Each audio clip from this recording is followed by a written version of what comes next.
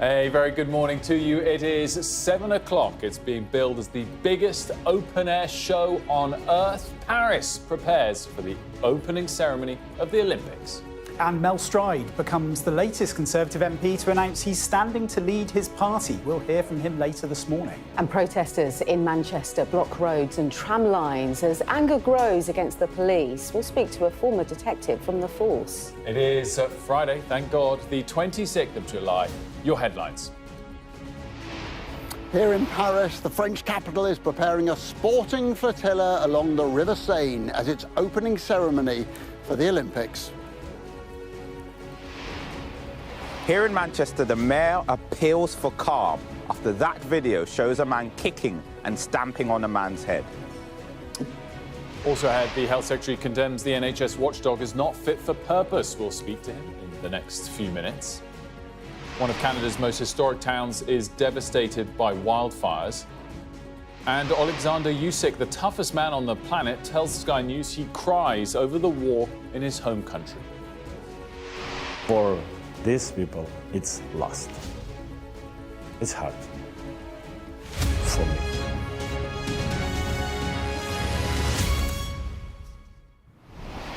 Good Friday morning to you. The 2024 Paris Olympics officially gets underway this evening. The opening ceremony, is being billed as the biggest open-air show on Earth, so ambitious that even the airspace has been closed. 10,500 athletes will be transported through the French capital along the River Seine. The route starts at the Austerlitz Bridge and ends at the Eiffel Tower, with artists like Celine Dion and Lady Gaga expected to perform. Around 94 boats carrying Olympic athletes will pass the Notre Dame Cathedral and the Louvre Museum, then on to the National Assembly, passing some of the official Games venues along the way. And finally, 6 kilometres from the start, the athletes will get off the boats to join a glittering ceremony estimated to last 4 hours. Our Europe correspondent, Adam Parsons, is in Paris. Adam, you can think of a few more amazing settings for a big opening ceremony like this than Paris and some of those sites that we just mentioned. 4 hours, that's the first time I'd seen that detail. I don't know how that compares to the London 2012 one, which I think was long and I was gripped throughout. But I wonder, is less more on these things? Now, these things, I've been lucky enough to go to a few Olympic opening ceremonies. They always go on for hours. Inevitably, beforehand, people say they're going to be boring, and at the end they say, wow, what a spectacle that was. I think this one will be memorable. It is going to go right through the middle of Paris. No one has ever done anything like this before. I have to tell you right now, it is raining. I am hopeful that this will be much more Hollywood rather than sort of a drenched reminder of when the Queen's Jubilee was marked with a rather soggy flotilla through London. But this city, there is something extraordinary that happens in Olympic cities when the Games begin. We turned up in Paris, sometimes a city that can be a little frosty, reserved when you welcome. Suddenly there's volunteers everywhere, there's the big foam fingers pointing in the right direction, and there are smiles. However, I have to tell you, Paris is pretty much deserted of Parisians at the moment. They have largely left to make space for the millions upon millions of tourists who are coming here. Right, let's look at tonight. Lots of guarded secrets about what's going to happen along the route, but it would seem that Celine Dion and Lady Gaga may be joining for a duet. It could be La Vie en Rose, that great Edith Piaf classic, and that will be a big moment for the French to hear two singers belting that out at the opening ceremony. Who's going to light the cauldron? A huge question. Lots of contenders. Could it be Omar Sy, the actor, Zinedine Zidane, the legendary footballer? Suggestions it could be survivors of the Bataclan attack nearly a decade ago. We'll have to wait until we see what happens there. Of course, we're going to see athletes from all over the world, some of the greats, all of the modern greats here, whether that is Tom Daley flying the flag, Noah Lyles, extraordinary American sprinter. They're all going to be arriving here in Paris. I have to tell you also, lots of heads of state, including, of course, Emmanuel Macron, the French president, another outsider to light the cauldron. I'm not sure even he would go that far. And the Israeli president is here. That sort of leads you on to the fact that this city is the focus of massive amounts of security, whether that is on the ground, on the river, whether that is up in the air. Paris wants this to be remembered as the greatest show on earth. Adam, just wanted to quickly touch on the broader feeling, I guess not just in Paris, but across France ahead of this and with the recent elections in mind. I remember when he called the date of the elections, I thought to myself, why on earth wouldn't you wait to do it immediately off the back of the Olympics and hopefully have the glow of a positive hosting the Olympics in the background? And yet, all the reading I've done coming into this is actually he might have wanted to come before it, because it doesn't feel like there's the same unanimous positive feeling towards these Olympics as might have been in other countries leading into hosting. Yeah, again, though, there's always a difference at an Olympics between the national feeling beforehand and the national feeling after. Look at London 2012. Lots of people said, is this going to go well? By the end, everyone was enormously proud of it. So I think that will change if it goes well. As for the political deadlock, there's no sign of that being broken, but the political parties have declared a sort of Olympic truce during these games. I have to say, I don't even remember the negativity leading into the London 2012. I thought it was just positive. Let's hope it's the same in France for a great Olympics. Adam, great stuff. Thanks so much for that. Back with Adam throughout the day, of course, leading up to that opening ceremony. Now, there have been more protests after a police officer was filmed kicking a man in the head and stamping on him at Manchester Airport. Demonstrators blocked roads and stopped trams. Well, in a moment, we'll get the latest from Shingi in Manchester. But first, Greg Milam has this report for us and a warning. His report contains distressing images. It is a graphic few seconds of video. The officer who kicks and stamps on the man on the ground has now been suspended. All that happened here at Manchester Airport, including the injuries to officers and the kick to a second man, now the subject of an investigation. The members of the public involved appeared in a video with their representative. Ahmad and Fahid here, they were released not long ago. The condition of Mohammed Fahir, the man on the left here, has worsened, they say.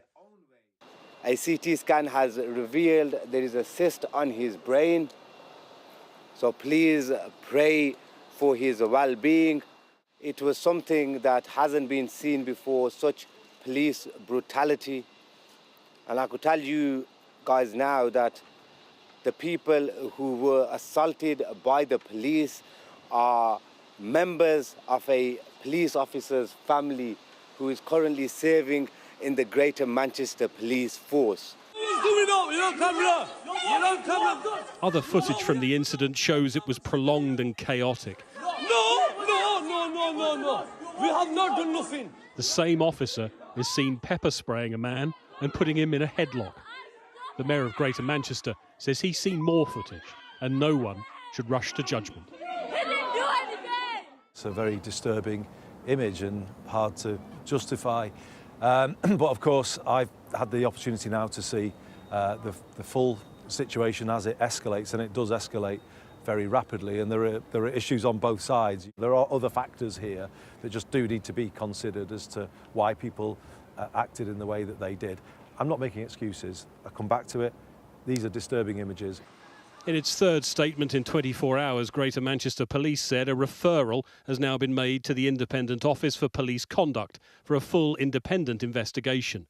We understand the deep concerns that have been raised with us and will continue to meet and discuss these feelings with Greater Manchester residents and elected representatives while this independent investigation takes place.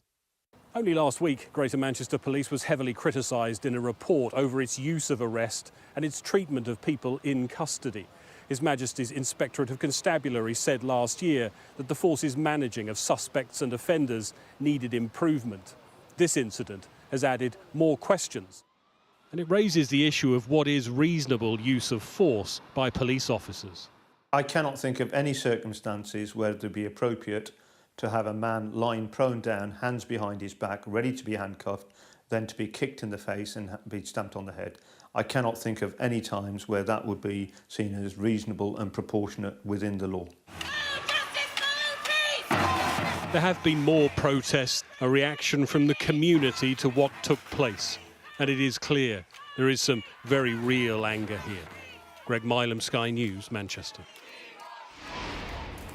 Greg's report there. Let's go live to Shingi, who, as you can see, is there in Manchester for us this morning. Shingi, Greg talking about the very real anger there. Have you been experiencing that too? And what's the latest overnight?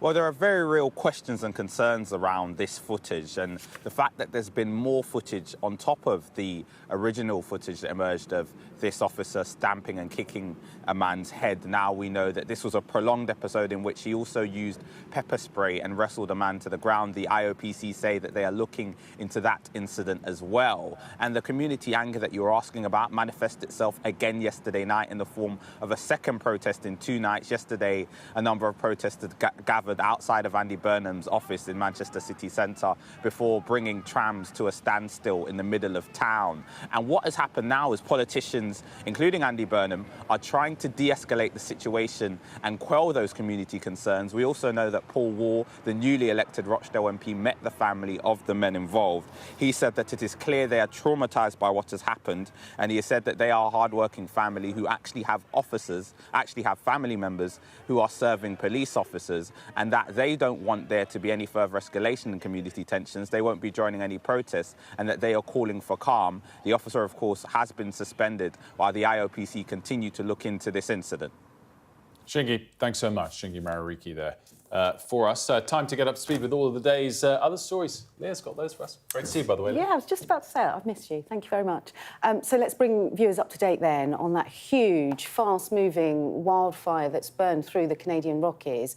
It's destroyed up to half of the historic town of Jasper, and officials say the fires are still out of control. The damage is beyond description and comprehension. Residents of the mountain town of Jasper in the Canadian Rockies say the speed and intensity of the blaze defeated the frantic efforts of the fire crews. Yeah, there's another water truck parked there, I think. There's Mum and Dad's house. They described flames 300 to 400 feet high that engulfed their homes and businesses. Helicopters flying overhead with buckets of water could do little to dampen the inferno. Right now, the wildfire is still out of control, and crews are working in dangerous conditions to try and protect critical infrastructure in the town. Homes and businesses have been lost to a wildfire that people are calling a wall of flames. There is no denying that this is the worst nightmare for any community. The wildfire was sparked by a lightning storm and pushed towards the town by powerful winds. More than 25,000 people have been forced to flee, and the full scale of the damage is still unclear. Meanwhile, Typhoon Gaimi has made landfall in southeastern China after sweeping across Taiwan and the Philippines. Well, Sky's Asia correspondent Nicole Johnston joins us now from Beijing. Great to see you, Nicole. Give us an assessment of the damage so far. Well, when it made landfall in southeast China, it was packing huge winds. Winds equivalent to a Category 1 cyclone. So we are seeing heavy rain. Flooding has started. Some 200,000 people have been evacuated. But it is expected that this dangerous storm will track north. And as it does, it will move through 8 or 9 provinces. Tens of millions of people could be affected. And China has already had weeks and weeks of heavy flooding and rain across the country. So this will just exacerbate the situation. We know also that they're starting the cleanup operation in the Philippines, the capital there, Manila. Heavy mud is in the streets after it was inundated. And they're also trying to work to contain this oil spill from a tanker that capsized in Manila Bay. And in Taiwan as well, on that island, they have restored electricity, but still rain and flooding. But the focus right now is here in China, where authorities are forecasting that for the next 5 days, there could be flooding across the country, especially in the Yangtze River and the big inland lakes that we have here in central China. OK, Nicole, for now, thank you. Two of the world's biggest drug lords from Mexico's Sinaloa cartel have been arrested by US federal agents.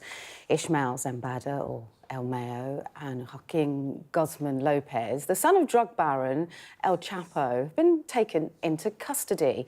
A Mexican federal official said the pair arrived in the United States on a private plane, and an FBI director said they oversaw the trafficking of tens of thousands of pounds of drugs into the US. The NHS has issued a national alert over blood shortages with a stock at unprecedentedly low levels. The alert means blood stocks have fallen to under 2 days worth of one blood type, that's O negative and O positive, and donors are being urged to urgently book and attend appointments. Drivers are being warned to expect a weekend of woe on the road starting later today. Delays are likely to start on the M55, that's westbound from Preston to Blackpool, at 1:30 precisely this afternoon, and on the A23 southbound from about 3:30, which carries traffic from Gatwick Airport to Brighton. And the single worst queue of over 2 hours is predicted tomorrow lunchtime on the M5 heading south between junction 15 and the M4 and M5 interchange near Bristol. There could also be heavy traffic at junction 23 for Bridgewater's holidaymakers flock to Cornwall and Devon. I feel like a traffic update lady. I know that was, but I thought you read it rather beautifully. It was rather captivating. Looking at the match. We're going to talk to the RSC later as well. Yes. Which will be interesting in terms of exactly why this weekend in particular and the next week or two is going to be the worst on the road. So that's to come. I forget exactly what time. Someone might tell me right now, but it's later in the show. So just watch the whole show. Right, Vice President Kamala Harris has told the Israeli Prime Minister it's time to end the war in Gaza and bring hostages home, appearing more strident than Joe Biden when it came to her views on Israel's war in the Gaza Strip. And as meetings with Benjamin Netanyahu went on inside the White House, protests continued outside, many angry over his visit and his speech in Congress 36 hours ago. Cordelia Lynch has this report for us. Clenched fists, a high-stakes meeting and a problematic power dynamic. Joe Biden looked bewildered, and yet he still believes he can get Israel to end the war he helped support. It was praise, though, not policy change he got. Mr. President, we've known each other for 40 years, and you've known every Israeli Prime Minister for 50 years, from Golda Meir. So from a proud Jewish Zionist to a proud Irish-American Zionist, I want to thank you for 50 years of public service and 50 years of support for the State of Israel. And I look forward to discussing with you today and working with you in the months ahead on the great issues before us. While there were no sudden signs of progress, both men did give hope to the families of the hostages. We got absolute commitment from the Biden administration and from Prime Minister Netanyahu that they understand the urgency of this moment now, to waste no time and to complete this deal as it currently stands with as little change as humanly possible within it. Progressives in the Democratic Party aren't willing to wait for change. Israel is slaughtering children. Many of them believe America has blood on its hands for financing Israel's war. They want to know where Kamala Harris stands too. Welcome, Mr. Prime Minister, and I look forward to our conversation. We have lots to talk about. And after sitting out events at the start, she was ready to talk. As I just told Prime Minister Netanyahu, it is time to get this deal done. So to everyone who has been calling for a ceasefire, and to everyone who yearns for peace, I see you and I hear you. Let's get the deal done so we can get a ceasefire to end the war. But those words won't end concern amongst impatient Democrats. Kamala Harris certainly has momentum, but America is still finding out just how different what she's offering really is. Cordelia Lynch, Sky News, Washington. Now, an independent review into England's health and care watchdog has revealed significant internal failings that are hampering its performance. The Health Secretary, Wes Streeting, said the Care Quality Commission is now not fit for purpose following the damning findings. And I'm pleased to say that the Health Secretary joins me now. Very good morning to you, Minister. Thanks so much for joining us. What was the standout aspect of this report, the standout failing for you? I mean, where to start? I mean, 1 in 5 health and care providers has never been inspected. There are examples of hospitals not being inspected for as long as a decade. Care providers not being inspected since 2015. Ratings, the good or outstanding requires improvement that people use to make decisions about where to be treated or where to be cared. Basically a mishmash of a partial inspection combined with inspection reports dating back years, which mean that I can't sit on your programme this morning and tell people confidently that when they're looking at those ratings today that they're a true and fair and accurate reflection of the quality of care that's being provided. Any one of those things would be shocking. Taken together, they represent a stunning failure in the regulator that is meant to be able to give us a true and accurate reflection on quality of care and patient safety, on care users' safety. That's how serious this is. And the reason I've chosen to publish the interim report today is because this is urgent. I want to be honest with people as quickly as possible. But also, as we think about the future of the Care Quality Commission, we need to make sure we find the right leadership. We need a new permanent chief executive, a new permanent chief inspector of hospitals. And so to those outstanding candidates out there, I want them to know that we're going to be honest about the scale of the challenge, but also they'll have a board at the CQC and a government that will give them every backing to reform this organisation and turn it inside out so patients and care users can have confidence in it again. It's interesting you come to... I mean, do you think people want this job? Well, it's a difficult challenge, but one of the things I've found in the first few weeks as Health and Social Care Secretary, and one of the things that gives me confidence about the future, actually, is when I said the NHS is broken but not beaten, there was almost a collective sigh of relief throughout the NHS, because I think there are lots of staff that have been living in these intolerable conditions, working in these intolerable conditions, and are relieved that someone is being honest about the scale of the challenge, because if you get the diagnosis right, you're more likely to have the right prescription. And the same is also true in social care. Enormous challenges there. And it's going to take time to turn this around. We were honest about that before the election. We're honest now. But the starting point is surely getting the diagnosis right, getting the prescription right. And I've no doubt, particularly when you think about the importance of the Care Quality Commission's work, that there will be outstanding leaders out there that are willing to roll their sleeves up and come and join us as we turn this around. Speaking about the Commission, speaking more broadly about the NHS being broken, taking words from your press release this morning, you also said, I've been stunned by the extent of the failings. That sort of rhetoric you've used quite a lot over the last couple of weeks. I just wonder what your assessment of the morale of all of the people, different roles that ultimately report to you now, essentially work for you now. How bad is the morale? Do you think statements like that make it worse in the short term to get better in the long term? And when do you think we can measure you, a year, 5 years, where you hope every single person that works and reports to you, or the vast majority, loves their job and feels good about it again? So I'd say two things. Firstly, I think people want honesty from the top. And actually, one of the reasons the NHS is in this state, and one of the reasons the Care Quality Commission is in this mess, is because after 14 years, you had a government that wanted to brush these things under the carpet and engage in a conspiracy of silence, because if they were honest about the challenge, they'd have to be honest about their responsibility for creating it. We've got an opportunity as a new government, a new broom, to just be brutally honest, and actually in that honesty I think people are drawing confidence that things might turn around. And I can't do this on my own. I need 1.5 million people working in the NHS. In fact, if you take social care as well, well over 2 million people to be part of a team effort to turn this situation around. And I do find that optimism and confidence. So, yes, morale has been on the floor, but people believe in the NHS, they want to see great social care in our country, and they're willing to roll their sleeves up and make it happen. And it's one of the reasons why, as I've hit the ground running in the first few weeks, I've got the junior doctors in straight away with negotiations underway, because we've got to end that dispute.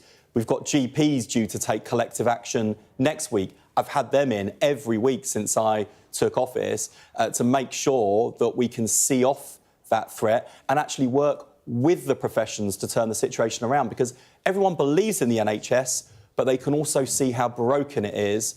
Together, I think we can turn the situation around. And in terms of when people can judge us, this is the central test, I think, for me and for the Labour government at the next general election. Is our NHS better at the election than it was when we took office? And that's the yardstick we know we'll be judged by, and I know we'll be in a better place because we've got the right team, the right plan, and I still think, for all the challenges, people across the system who really want to be the generation that took the NHS from its worst crisis in its history to getting it back on its feet and making sure it's fit for the future. So presumably we're going to hear from Rachel Reeves, the Chancellor, on Monday, and she's going to outline, her latest outlook on finances. Reports suggest that she's going to reveal a £20 billion black hole that needs to be filled. Given all of what you're saying, would your advice to her be, if there are any black holes to be filled, it has to be filled with a tax increase or more borrowing, not a spending cut?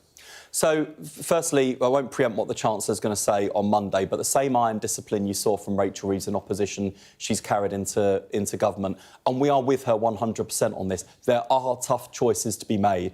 In terms of my engagement with the audit of the public finances, I've been finding example after example within the Department of Health and Social Care of unrealistic timetables, unfunded commitments the previous government have made, and I've handed all of that information over to the Chancellor.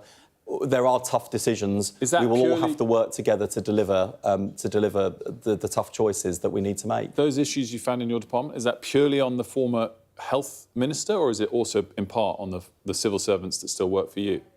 Well, look, I think ultimately advisors advise, ministers decide.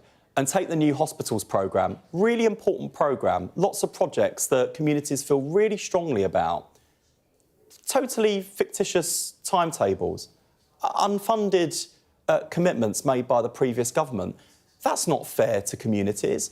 It's not fair to NHS leaders who've been in this kind of holding pattern of stop, start. And which is why I said to Parliament this week, I've asked officials to come up with an honest assessment of realistic timetables and the funding that's needed to deliver that programme, because we're committed to it, but I'm determined to come forward and give the public an honest timetable that we can actually stick to, because what they've had so far is a total work of fiction, and I think the Conservatives should hang their heads in shame for it. In terms of the figure on Monday, the size of the finance mismatch, £20 billion, is that ballpark what you expect? That's for the Chancellor to announce in terms of the figure.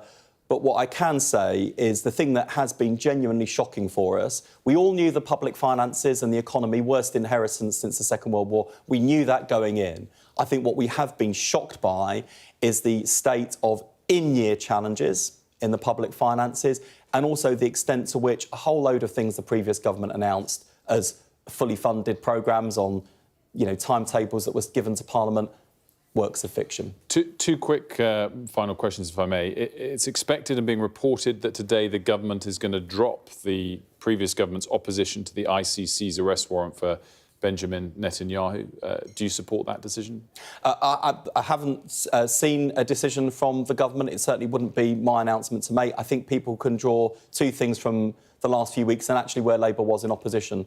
Firstly, we believe very strongly in the rule of law. That's not just domestically, but internationally, and the separation of powers between judges and politicians. Everyone has got to be held accountable under the law. The second thing I'd say is, in terms of this devastating conflict in Gaza, we've been very clear we need an immediate ceasefire, the return of all hostages, and a serious process to deliver lasting peace for the Israelis and the Palestinians, the two-state solution that is the only solution. And that's why David Lammy, as our Foreign Secretary, has been to the region in his first few weeks as Foreign Secretary, and why he and the Prime Minister are absolutely determined to use Britain's influence on the global stage to bring about peace and security for both Israelis and Palestinians. And just finally, I wanted to ask about your views of the various events this week, but in particular the decision to suspend the whip from 7 of your colleagues that Keir Starmer took. Did it reveal a word that's been used occasionally about him, but in full, the ruthlessness of the Prime Minister? And if so, is that actually a good thing in a leader? Is it something you welcome? I think it shows discipline. Look, we're going to have disagreements over the next 4 or 5 years. That's democracy. And I'm comfortable being challenged by members of Parliament, including people within my own party, about the decisions that I make. But a King's speech is the government's programme, and the first King's speech in particular is important. Labour MPs were elected to deliver that King's speech. And look, the days of politics as performance art is over. We are in government to deliver. Everyone knew that. And for 7 people to choose to showboat or choose to use politics as performance art and to expect there not to be consequences was naive at best, but I think we've seen too much performance art politics. We're in government now to deliver. We will deliver on child poverty and we will deliver on every single other promise that we made. Health Secretary Wes Streeton, thanks so much for joining us. Very much appreciated. We're going to take a very quick break here on Breakfast. We'll be right back.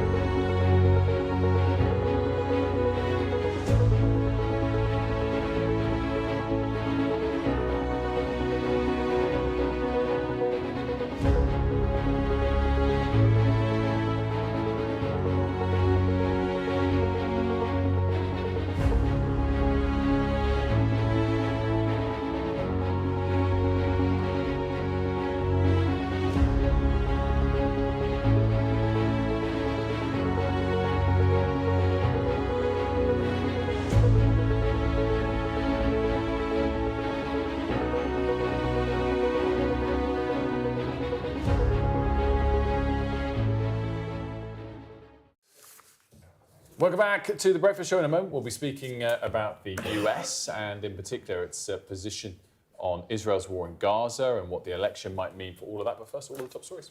Thank you so much, Wilfred. The 2024 Paris Olympics officially gets underway this evening. The opening ceremony is being billed as the biggest open-air show on Earth, so ambitious that even the airspace has been closed. The Health Secretary has condemned the NHS watchdog as not fit for purpose, telling this programme that some hospitals have not been inspected for as long as a decade. And there's been more protests after a police officer was filmed kicking a man in the head and stamping on him at Manchester Airport. And the police watchdog says it's investigating a second and similar incident. Huge, fast-moving wildfires that burned through the Canadian Rockies have destroyed up to a half of the historic town of Jasper, and officials say the fires are still out of control. Rob is here with us, as you can see. Rob, what do you make of the Streeting interview? I mean, there's quite a lot to it. The finances and his department and what he'll have to spend, I guess, will be the focus.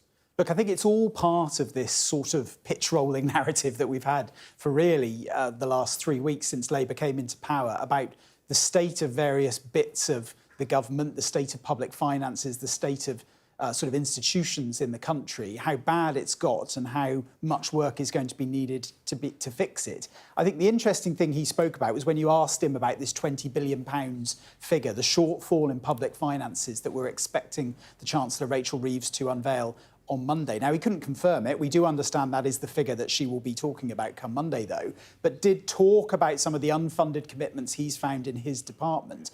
I think the only note of caution I'd inject into it is that we think back to the election campaign. We had economists, people from the IFS, constantly talking about how neither Labour nor the Tories were making any mention of what they called the sort of conspiracy of silence over the state of public finances. So, I mean, this looks to be that. So I think the question will be, what do you know now, realistically, that you didn't know a month ago? Mm-hmm. And are you only saying this now because you're in power with a whopping great majority and you're rolling the pitch for tax rises come the autumn statement, come the budget? It does feel that way, laying the groundwork a little bit for maybe £20 billion worth of tax rises. Well, we shall see. Who knows, eh? Rob, great stuff. Thanks so much. And we'll get the Conservatives' response from a wannabe leader of the party, Mel Stride, at 8:15.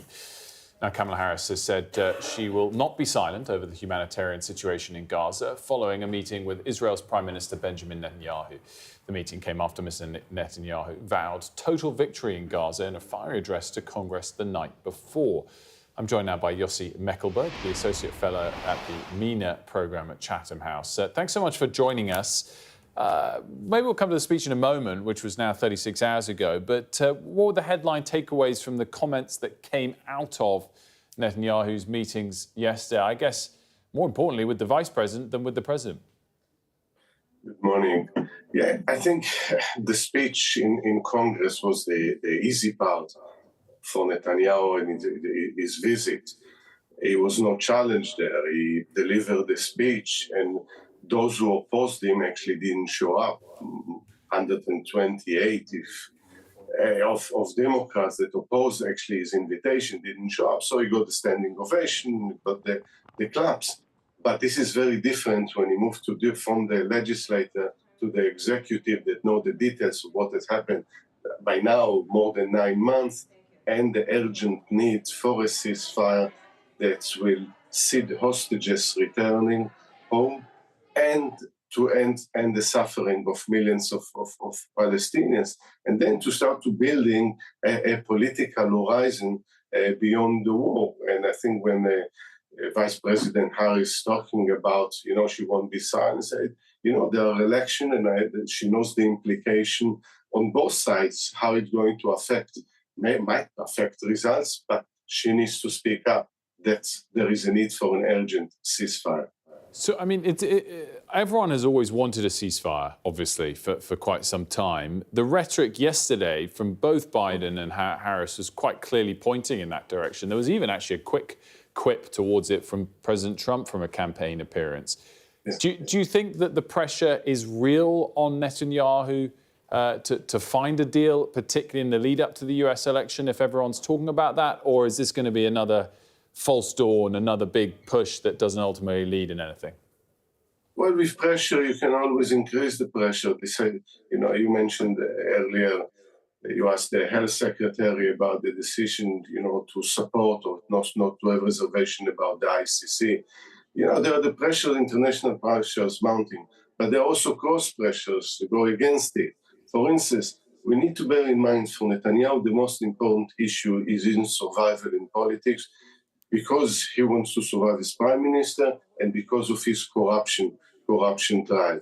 And the counter pressure for him is the far right within the government, that he relies on them to maintain his coalition, that if he agrees to this deal, which basically is the Biden-Netanyahu roadmap, if you like, for a ceasefire, they will leave the government. They will vote against it. And without this, he doesn't have a coalition. So between the international pressures and the domestic one, then there are also the demonstration by those who oppose Netanyahu and the families, the families of the hostages. But where to look is Netanyahu political survival, and hence what he's trying to do, another delay and another delay in a ceasefire until the Knesset is reaching, the summer recess. Will Netanyahu be watching the US election with a very clear preference on who wins, but between Trump and Harris, whether secretly or maybe vociferously as we get closer? That's a good question. I think now we're assuming that actually Netanyahu will still be prime minister by the time there is a new president in January. I think the inclination of the right in Israel to support Trump, because for some strange reason they don't think that Biden and definitely Kamala Harris are friendly enough to Israel, which is not the case. See, the reality is the fact since October 7, the United States stood behind in support of Israel diplomatically, politically, in terms of supplying weapons, despite criticism and despite domestic pressure in the United States during election year. I think they're probably betting on the wrong horse, and the unpredictability of Trump. That Biden also said only a few days ago that ceasefire is a necessity and returning of the hostages, but their inclination is to support Trump, and it will be very interesting to see the outcome of the meeting later today between Netanyahu and Trump. Yossi Meckelberg, thanks so much for joining us. Very much appreciated. My pleasure. Well, James has joined me because it's time for the sport, and we have a real heavyweight interview today. Very good. I like what you did there as well. The world heavyweight champion, arguably one of the best fighters of all time, Oleksandr Usyk. If you remember, he is currently. He is currently, I think, if you actually ask people to look back over history, and certainly when he eventually retires, I think he'll go down as one of the best ever. I mean, undisputed cruiserweight champion, now undisputed heavyweight champion. But it's not just in the ring how he has his influence on sport and those around him. He's got so much influence on his community, his people as well. And, well, the world heavyweight champion Oleksandr Usyk was in London yesterday overseeing a convoy of 50 vehicles as part of a scrappage scheme where diesel vehicles are packed with humanitarian supplies and sent to Ukraine's front line. Now, having fought himself at the start of the war, Usyk admits he often cries over the conflict, and our own Jackie Baltrell caught up with him. You went back to Ukraine after you won the undisputed world title. What did you see when you went back? My people, my country. Smile people. Yes, hard, but my people say, hey, you win, it's good. Not you, we. It's not only my win, it's all my country win. Because now... Have you cried about the war? Of course, but not see what I cry, but I do. Last attack for Ukraine, it's medical center, Ahmadit. It's children. It's not soldier. It's not big person. This is like this. 10 years, 6, 15. But it's only start, yeah? Life, it's only start. But for these people, it's last. How do you feel about fighting Tyson Fury again at the end of the year? Just happy to fight. Second fight will be Buddha, will be good. But Tyson know what I do. I know what Tyson do. He said the last fight was too easy. That's why you didn't win. What do you say to that? It didn't look easy. Oh my God, no way. Okay, no problem. Okay, next fight would be easy. Would be easy. Okay.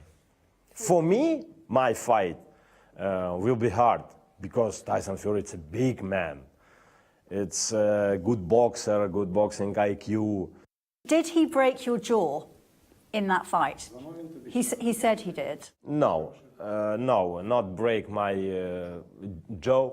Yes, I have a little bit problem, but I have a little problem my fist, my back, my whole body, because it's hard fight. 47 minutes. You see, not like Tyson Fury. I know. They're like snowed man, big, yeti. Do you think the referee stole a knockout from you in that fight? For me, doesn't matter. For referee, it's professional guy. Referee do his job. Do you have a message for the Ukrainian Olympic team? You can do what you wanna. Ukrainian people and sportsmen, for me, it's special people. Yeah, good interview there from Jackie. You know, real insight into Oleksandr Usyk. He's an incredible man. Incredible man, as you said. In fact, you educated me there on the scale of his boxing achievements, which I hadn't quite realised. And we do certainly look forward to the rematch. Will be awesome to see with Tyson Fury, which obviously comes up more on the longer version as well of their interview. But what remarkable sportsmen these Ukrainians are. We've seen it with a couple of the Zinchenko interviews and others to know what's going on in your home country. And he obviously also fought for a period of time as well. So pretty amazing. It made me think there's this epic documentary coming out soon from Sky Docs on the Klitschkos as well. So there's that boxing heritage in Ukraine. Just such depth to all of these stories from Jackie's interview and the upcoming Klitschko doc as well. The Klitschko's moved into politics themselves now. Although the Olympic ceremony is tonight, there's still been some Olympic action already. We've got some of that to show you next in the spot. This Sky News Sports Bulletin is brought to you by Vitality. Getting more people more active. Live life with Vitality. Laura, congrats, first of all, on being selected for your 3rd Olympic Games. How are you feeling about Paris? Yeah, really excited. Yeah, I think Olympics is always special, and Rio is my first one and Tokyo's my second, and both I think have been very different to Paris, so it's exciting to have another Olympics in Europe. So yeah, just really excited to go there and get started. How much confidence does it give you going in with a silver medal from Tokyo? A lot, yeah. I think it's such, it's a pinnacle of athletics in your career to win an Olympic medal. So going into Paris, the first time sort of being a reigning Olympic medalist is huge. So yeah, it's just lovely to kind of have that medal already and know that I've always got that, and hopefully I can add to it as well. Tell us about the women's 1500 at the moment, because it's so stacked and competitive. Yeah. What is that like for you? It's fast. yeah. So we've got, not only have we got people breaking world records a lot of the time, but the depth in the event is really, really strong as well. In previous years we'd have sort of 3, 4, 5 standout performers, whereas now you're talking like 10, 12 probably, that can all run incredibly fast. So I think even just to get to the final will be a very good achievement. But obviously I want to get there, This Sky News Sports Bulletin is brought to you by Vitality. It's a great update, James, but you were lacking a little bit of Arsenal transfer news. If you could find some for us, that'd be great for the next hour. We can always find some. Right, we're going to have take a quick break here, and when we come back, have a little bit more on the controversy surrounding Greater Manchester Police. Don't go anywhere.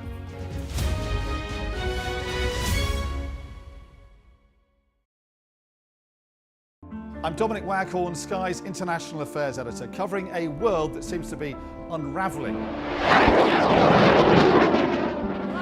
War, unrest, revolutions.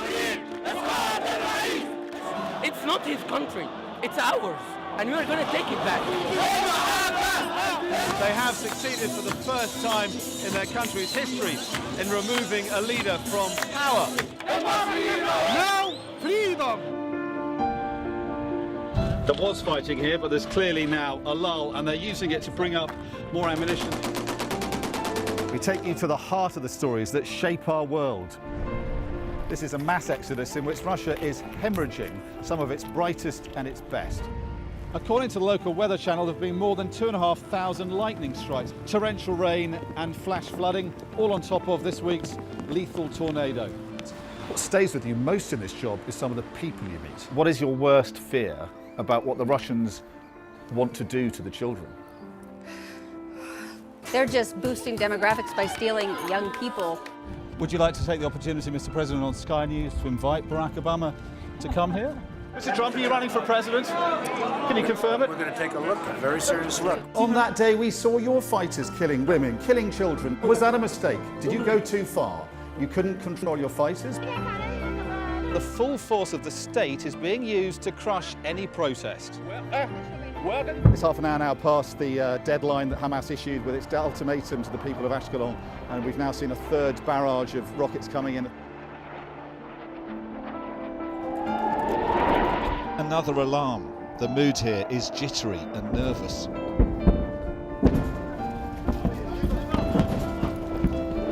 We're seeing the world get more and more divided, and it's our job to try to make sense of it all. We've got your Sunday mornings covered. From the front page and the sounds of the streets to the voices of the people who make the major calls and big picture politics beyond Westminster. We'll put you at the heart of our story. A new start to Sunday. I'm ready. Are you?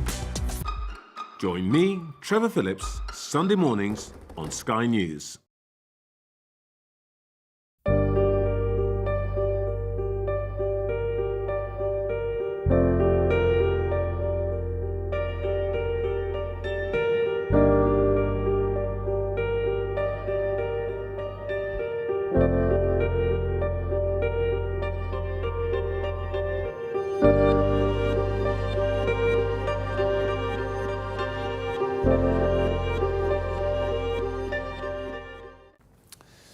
Welcome back to Breakfast. There have been more protests after a police officer was filmed kicking a man in the head and stamping on him at Manchester Airport. The police watchdog is investigating a second incident where the officer, who's now been suspended, pepper sprayed another man before wrestling him to the ground. Well, to discuss all of this, I'm joined by Maggie Oliver, former Greater Manchester Police detective, constable and campaigner. Thanks so much for joining us, Maggie. That initial video we've all sadly viewed many times this week. What was your reaction when you first saw it? I mean, to be honest, Wilfred, you know, watching it made me feel sick to my stomach, really. I think it is shocking. You know, I don't want to live in a country where we see police brutality. I saw that as an unnecessary use of force. I'm not saying that man who had assaulted police officers, he absolutely should have been arrested, detained, prosecuted to the full extent of the law. But I saw the violence used by the police officer as unnecessary, and I think he just saw a red mist coming down. But for me, I want to, you know, kind of deflect from that story. That officer has immediately been referred by GMP to the IOPC, quite rightly so. But anybody who's been following the news in Manchester will know that last week the Baird report was published, in which it was shown that, you know, many women had been unlawfully arrested, illegally strip searched, humiliated. And all of those cases have been long-standing cases that we at my charity, the Foundation, many of them, we've been supporting those victims. Where is the public outcry for that? But more than that, why were none of those women, none of those cases where complaints existed, none of them were referred to the IOPC? And what this shows to me is that we've got a knee-jerk reaction when, you know, social media focuses on something, but what is going on behind the scenes when there isn't this kind of, if that film hadn't existed of that officer behaving in that way, what kind of action would have been taken? And that for me shows a serious problem that we don't have a system that is fair, that is equal. We're responding when the media picks up on something. And really, that is not what we need to be seeing. We need the law to act equally in relation to everybody. And when we have it's abuse of power again. You know, we shouldn't have different reactions depending on how the media respond to a single incident. I mean, the Baird review, obviously we covered very extensively last week, and it was in part triggered by reporting from our Jason Farrell in the first place. It's interesting you mentioned that, obviously relating to Greater Manchester Police in this other instance. Do you think Greater Manchester Police stands alone in facing some of these problems, or do you think if similar scrutiny was placed on other geographic police forces, it would reveal similar issues? From my work with the Maggie Oliver Foundation, I know that this is not just Greater Manchester Police. This is throughout the country. We deal with cases throughout the country of sexual violence, violence against women and girls. And I know that this is a systemic problem of police forces really who are not responding to really serious crime. You know, what I find very often is a response to the low-level crime. So I'm referring, and Sky did a phenomenal job covering the Baird review. I know Jason very well, but you know the absence of coverage of that scandal was so pointed throughout all other news media. Many of my friends and colleagues in London didn't even know that it had been published. But what I would say, you know, you look at when the spotlight shines in these dark corners, we often find that the internal police complaint system, which I repeatedly say is unfit for purpose, does not respond in relation to the Baird cases. You know, they remained within Greater Manchester Police to be, in inverted commas, investigated internally. We need outside scrutiny. And I don't just mean the IOPC, because the IOPC actually is not independent. Recently, you know, it's become very clear to me and to many within many of my colleagues that if a member of the public complains to the police, they do not have to to the IOPC. They do not investigate it unless the police refer it back. Forgive me, Maggie, we are out of time. It's been a pleasure to catch up, as always, Maggie Oliver. Sky News Breakfast back after this short break.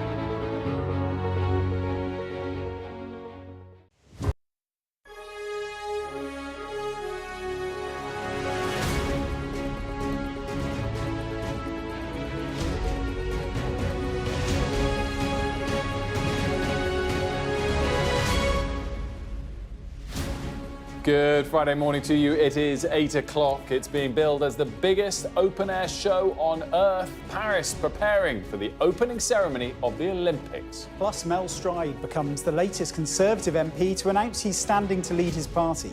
We'll hear from him in the next few minutes. And the RAC warns that millions of motorists face a weekend of woe on the roads.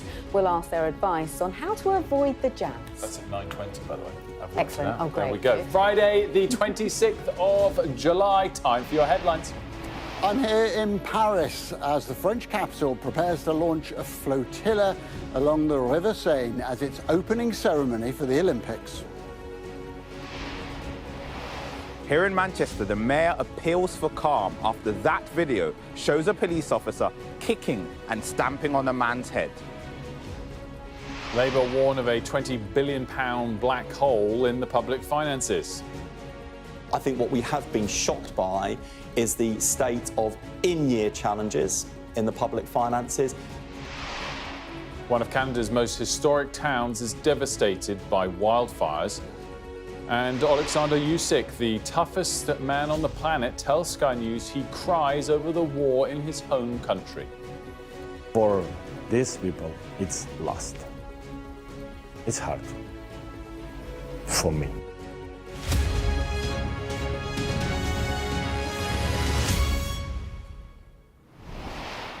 A very good morning to you. The 2024 Paris Olympics officially gets underway this evening.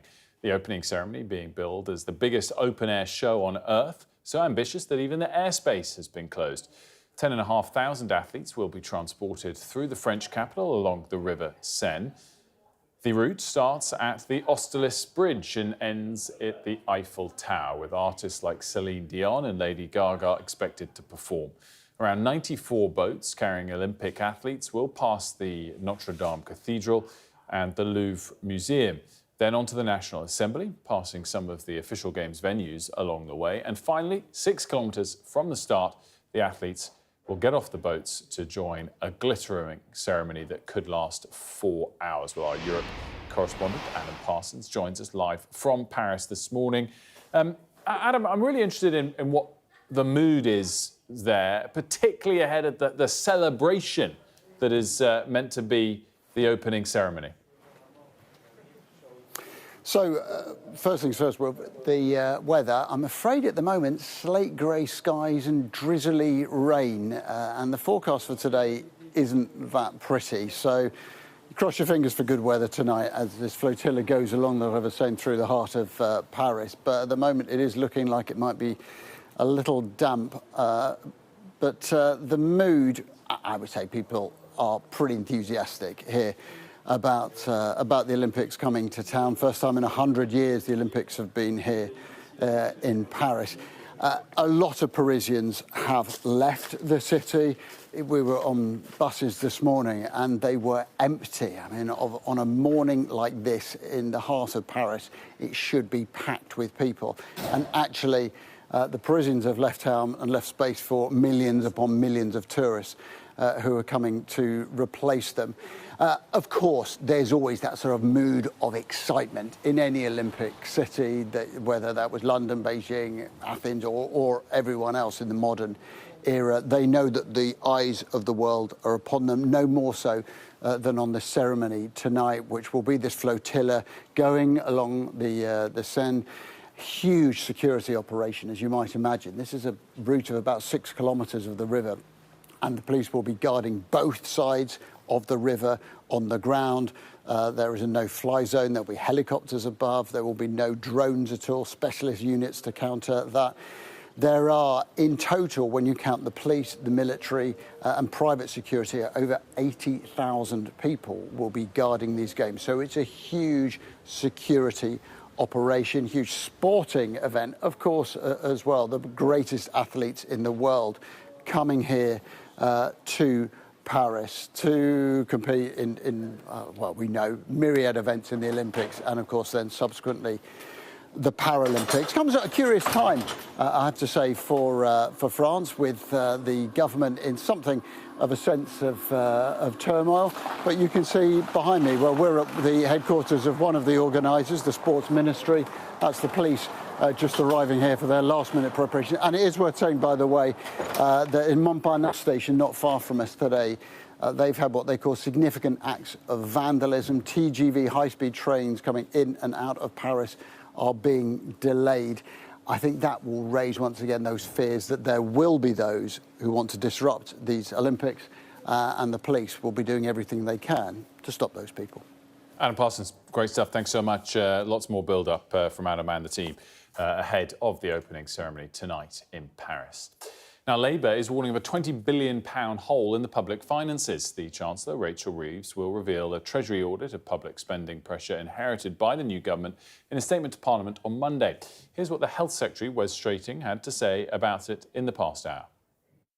It's not fair to NHS leaders who've been in this kind of holding pattern of stop, start. And which is why I said to Parliament this week, I've asked officials to come up with an honest assessment of realistic timetables and the funding that's needed to deliver that programme, because we're committed to it, but I'm determined to come forward and give the public an honest timetable that we can actually stick to, because what they've had so far is a total work of fiction, and I think the Conservatives should hang their heads in shame for it. In terms of the figure on Monday, the size of the finance mismatch, £20 billion, is that ballpark what you expect? That's for the Chancellor to announce in terms of the figure.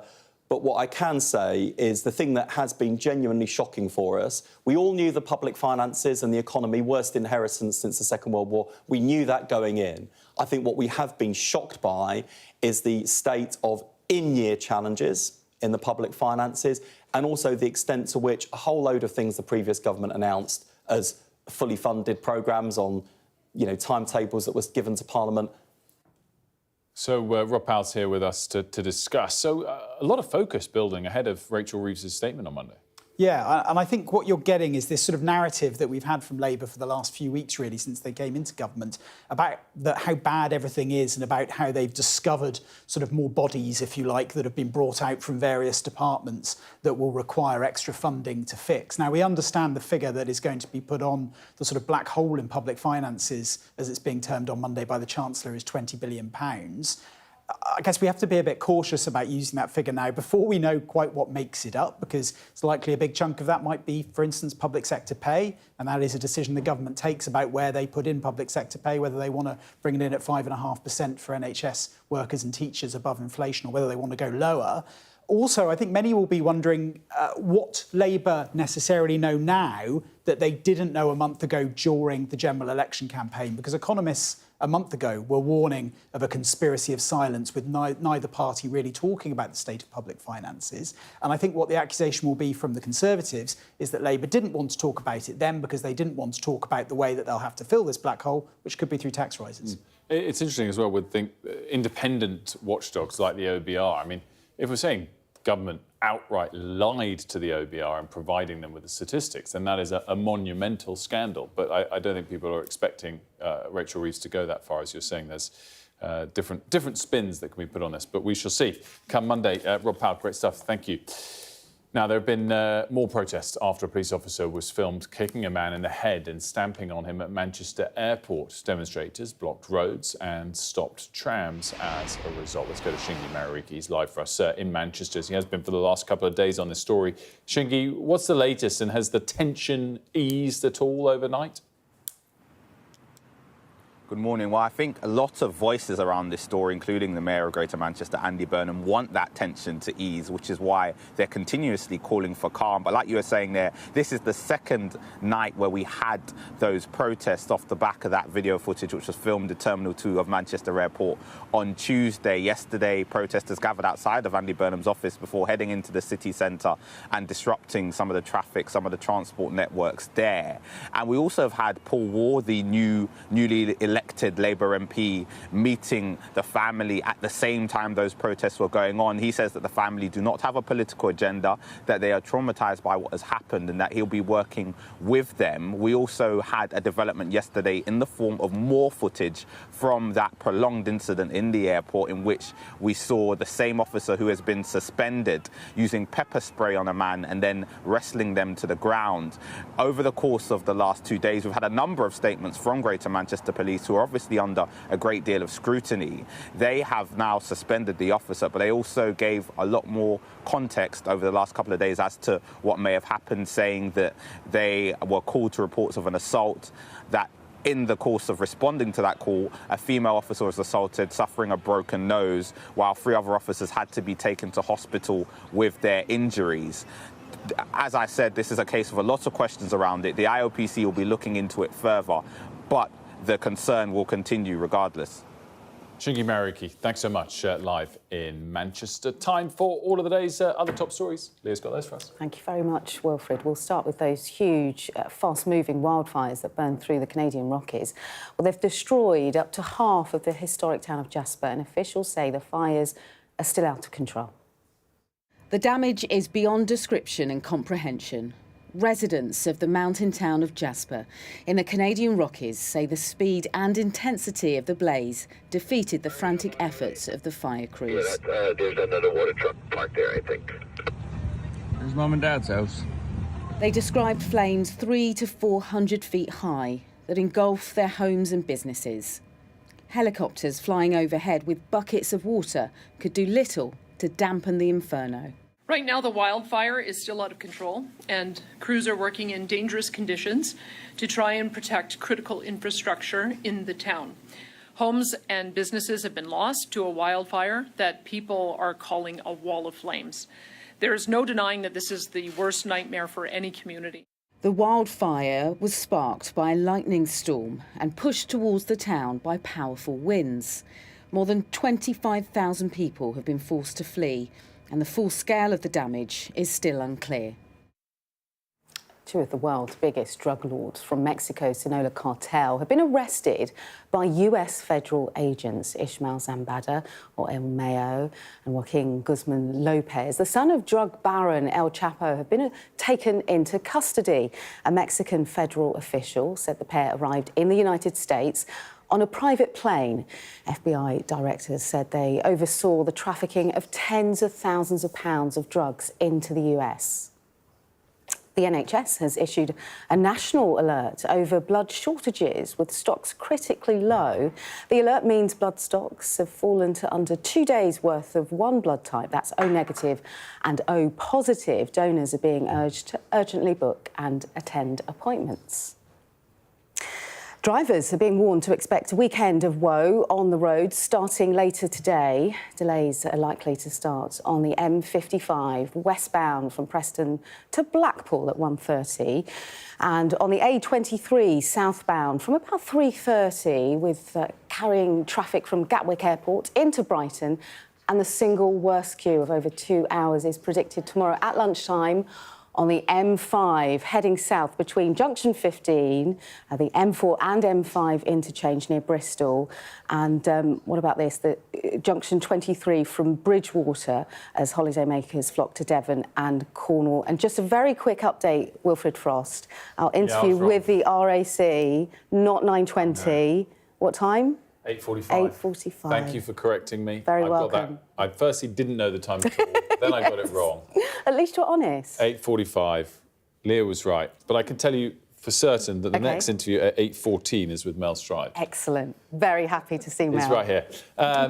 Leah, thank you very much. Well, the Shadow Work and Pension Secretary, Mel Strive, as you can see, is here with us. And we're going to get to lots of the Conservative talking points in a moment. But first, you're announcing your candidacy to run for the leadership. Yes, I'm putting myself forward, fully nominated as of yesterday morning for the leadership, because I think we've got a huge job to do, and I think that I'm the right person to put myself forward to do that. When did you reach this decision? Has this been something that you've thought about for years and decades, that one day you could step up to be leader, or has it been in the last few days? What I focused on during my time in Parliament and through the general election is winning for my party. And that is why, for example, I went out all those media rounds that I did prior to the general election, including yourselves and others, to fight for every single vote, to try and get a result which saw as fewer of my colleagues losing their seats as possible. I'm a team player, and that's what I've done. I now look at where we are as a party, which is we have a huge amount of ground to make up, both in terms of trust with the British electorate, but also in terms of that reputation for competence that we need to deliver. And I think I am in the right position to tackle those two challenges through time, because it will take time, and we have time now to do that. A lot of people, as your fellow peers are putting themselves forward, wonder, you know, are you part of the change, part of the old? Where in the party do you sit? As you mentioned, I think you did 25% or more of the media rounds for the party for Rishi Sunak during the election campaign.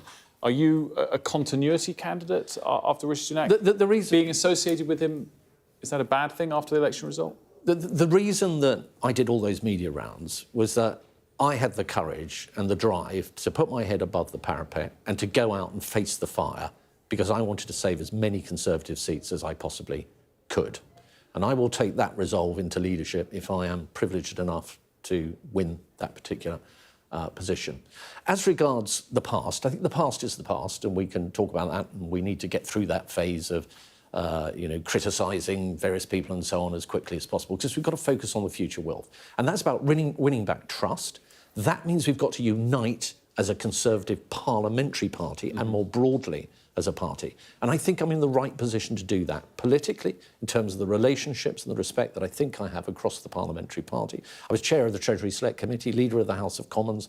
Those are roles in which, in fact, right across Parliament, it's about bringing people together to solve problems. And the second thing is, I'm going to be a driver of change. So when I was Secretary of State at Work and Pensions, I brought in some of the biggest welfare reforms in a generation, meaning that, as the OBR has said, 400,000 fewer people going into long-term sickness and disability benefits.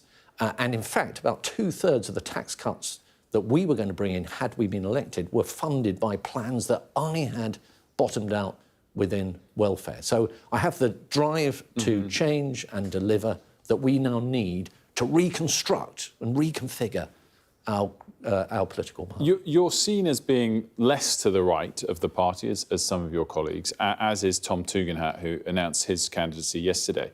He said yesterday he would leave the ECHR. Were you surprised by that? Was that opportune of him as opposed to principled? And what's your view on it? So I'm not going to get into criticising in any way any of my opponents. You probably will have to over the next couple of months. I think it's important we don't, actually, because whoever wins this contest needs to go back to the parliamentary party as a unifying force, and that's not going to be served by us attacking each other along the way. But on the point of the ECHR, I think it's an important point here that we look at these issues in a way that will command the support of the Conservative parliamentary party. Because whatever position one takes in this contest, the person that wins is going to go back to that party and say, these are the positions I painted myself in on, and we're going to have to work with that. I think it's much better that the parliamentary party is part of the process on some of those issues, including that one, in building to a definitive position, given that we've got 5 years now, Wilf, until the next general election, and plenty of time to do it. So what's your view on that? So my view is that we must absolutely not have the ECHR being able in any way to get in the way of us being able to deliver as a sovereign nation, for example, a deterrent around migration. And I think that is an immovable position that I have. But there are many ways that you can address this: derogations, reforms, and so on and so forth. And the point I'm making is that in this contest, I think it would be a big mistake for anybody to be pushing positions or putting stakes in the ground, perhaps to appeal, maybe to our membership or sections of it, and then having to go back to the parliamentary party and find that half of the parliamentary party feel very strongly of a different opinion. We have to collectively come together to come to these solutions. I wanted to touch on some broader points following our interview with the Minister Wes Streeting earlier. He used the phrase a total work of fiction relating to some of the information that he said the previous health minister had put out. Clearly, we're expecting this update on the finances from Rachel Reeves, the Chancellor, on Monday, which is reportedly going to reveal a hole in the finances to the tune of £20 billion. Was the Conservative government selective with the truth on the finances in the last few months of government? Not at all, Will. Look, let's be very clear about what's going on here. When Wes Streeting refers to total work of fiction, he could be referring to what Labour said in the run-up to the general election on taxation. Labour basically ruled out raising taxes across 75% of the taxes that raise taxes in this country and made it very clear they were not in the market for raising taxes. The books were open before the general election. Paul Johnson the head of the IFS, made that statement. He said they go into this with their... Conspiracy of silence, but it was applied to both parties. He said something different, Wilf, which was the books were open. The Labour Party could see the state of the finances, the position that we were on, which is a very positive one in many ways, incidentally, but they could see that ahead of the election. What they're doing now is they're rolling the pitch by saying they've suddenly opened everything up, had a look, and it's far, far worse than they ever could have possibly imagined, and therefore we're going to raise your taxes. They knew exactly where the economy was before the general election. They're simply rolling the pitch to renege on their promises to the British people come the budget in the autumn. And we will hold them to account on that. My background, Financial Secretary to the Treasury, I was responsible for taxation in the UK for 2 years. I was chair of the Treasury Select Committee. I want to be the leader that holds Keir Starmer to account across that dispatch box forensically, and I want to wrestle back that mantle of economic competence that we need to have as our core as we go forward towards the next general election. We'll see what comes in the autumn statement when it arrives. Interesting, by the way, that the former Chancellor Jeremy Hunt has said since the election result that there wouldn't have been room for tax cuts this calendar year, as the Conservatives had alluded to in their election campaign. So there was some holes, I think, in the campaign. Can I just very quickly say on that when we went to the British people and said we can deliver tax cuts, 2/3 of the funding of that came from the reforms that I was generating in controlling the welfare budget. 2/3 of it, about £12 billion worth. But there weren't room for tax cuts to come in this autumn statement, was what the former Chancellor was saying. Two other quick areas I just wanted to get to. Another one in terms of government business. It's reported that the government is going to remove its objection that the prior government had in terms of opposition to the ICC arrest warrant for Prime Minister Netanyahu. What's your view on that? So I think this is something that we need to look at very closely. I'm very aware of the fact that Lord Herman has... got together with the Prime Minister, and that appears to be the view, and therefore they will not be defending the position that we have in train in that respect. But I want to have a closer look at that. Just finally, in terms of your bid for the leadership, leaders clearly need to be strong and in a strong position. You won your seat, I think, by 61 votes only. Are you in a slightly weak position in that regard? I don't think so, no. In fact, I won my seat against the odds, and I won it because I fought and fought and fought really hard to preserve that.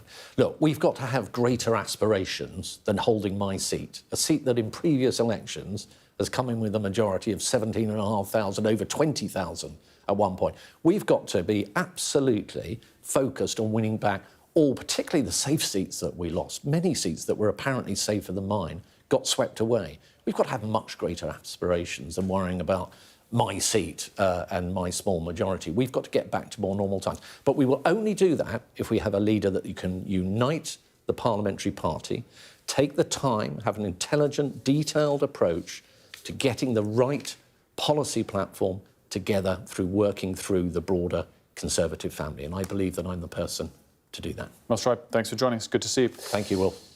Vice President Kamala Harris has told the Israeli Prime Minister it's time to end the war in Gaza and bring hostages home, appearing more strident than Joe Biden when it came to her views on Israel's war in the Strip. And as meetings with Benjamin Netanyahu went on inside the White House, protests continued outside, many angry over his visit and his speech. Cordelia Lynch has this report.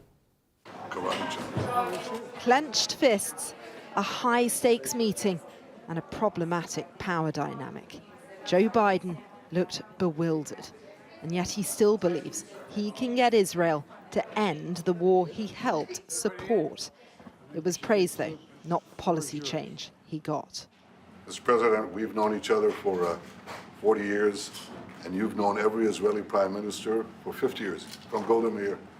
So from a proud Jewish Zionist to a proud Irish-American Zionist, I want to thank you for 50 years of public service and 50 years of support for the State of Israel. And I look forward to discussing with you today and working with you in the months ahead on the great issues before us. While there were no sudden signs of progress, both men did give hope to the families of the hostages.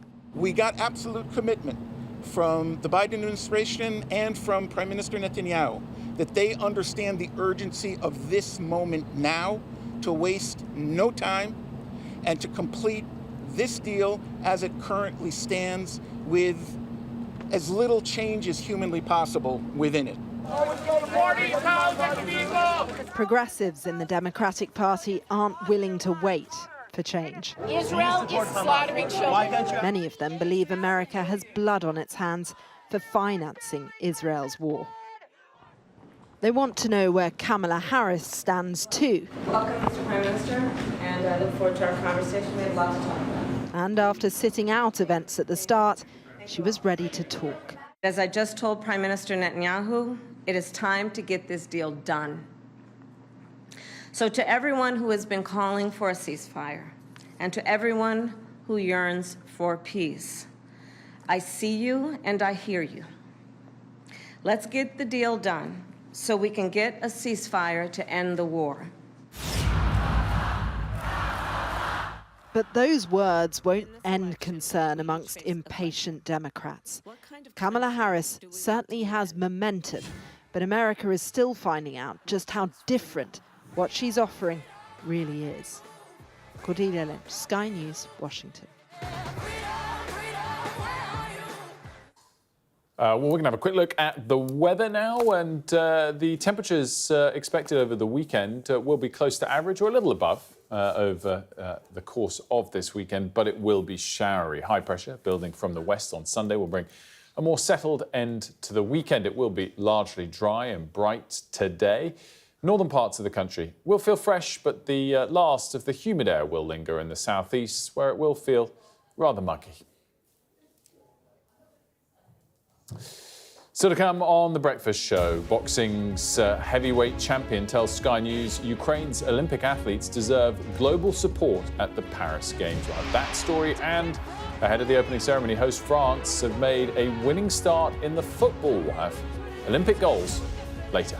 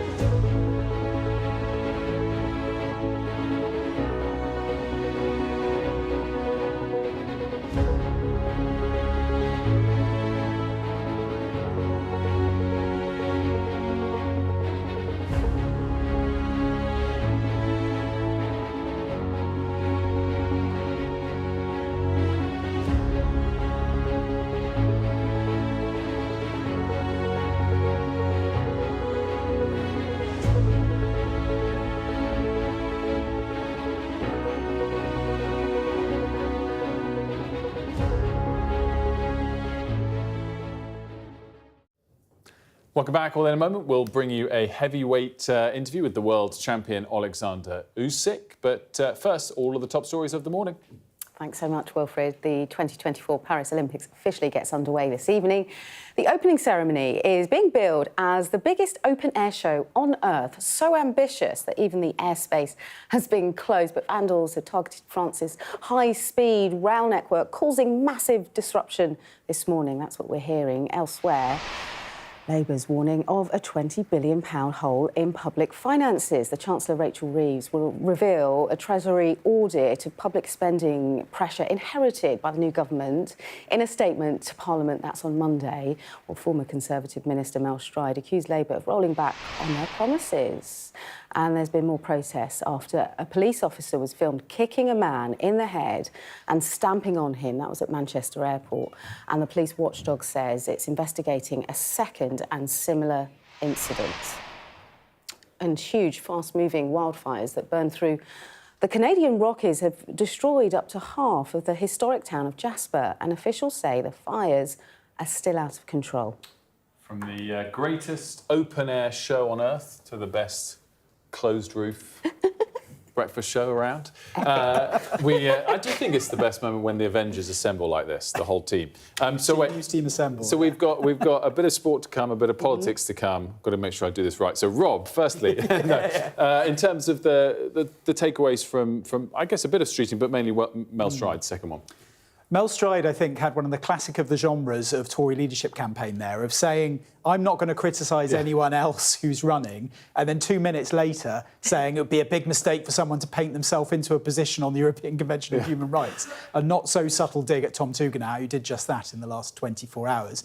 In all seriousness, I thought he is an experienced guy. He's served in lots of cabinet roles. Did a lot of media, as he said, during the general election. I think the problem for Mel Stride is going to be, is he sort of viewed within the parliamentary party among MPs as enough of a sort of heavy hitter in terms of a leader, in terms of a leadership prospect to be able to make it?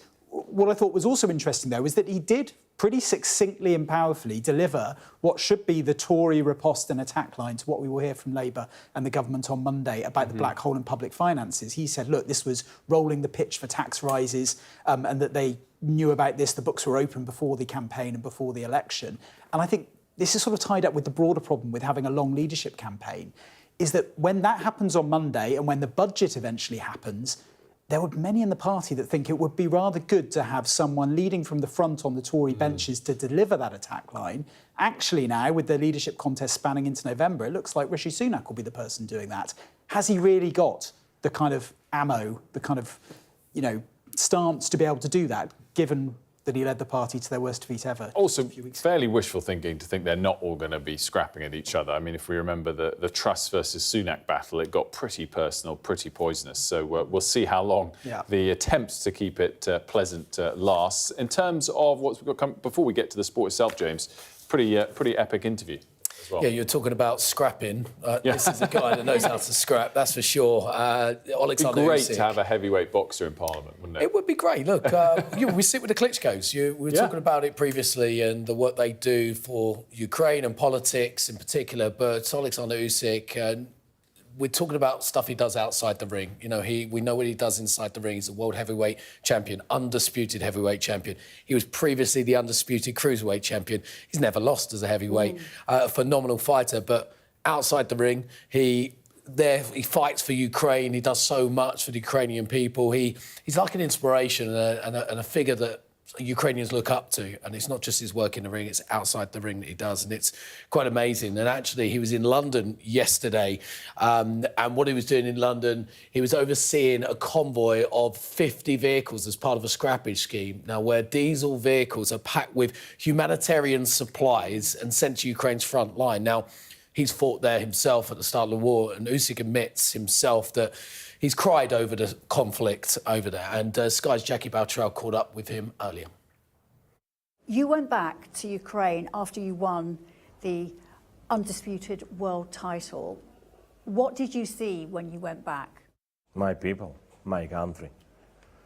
Smile, people. Yes, hard, but my people say, hey, you win, it's good. Not you, we.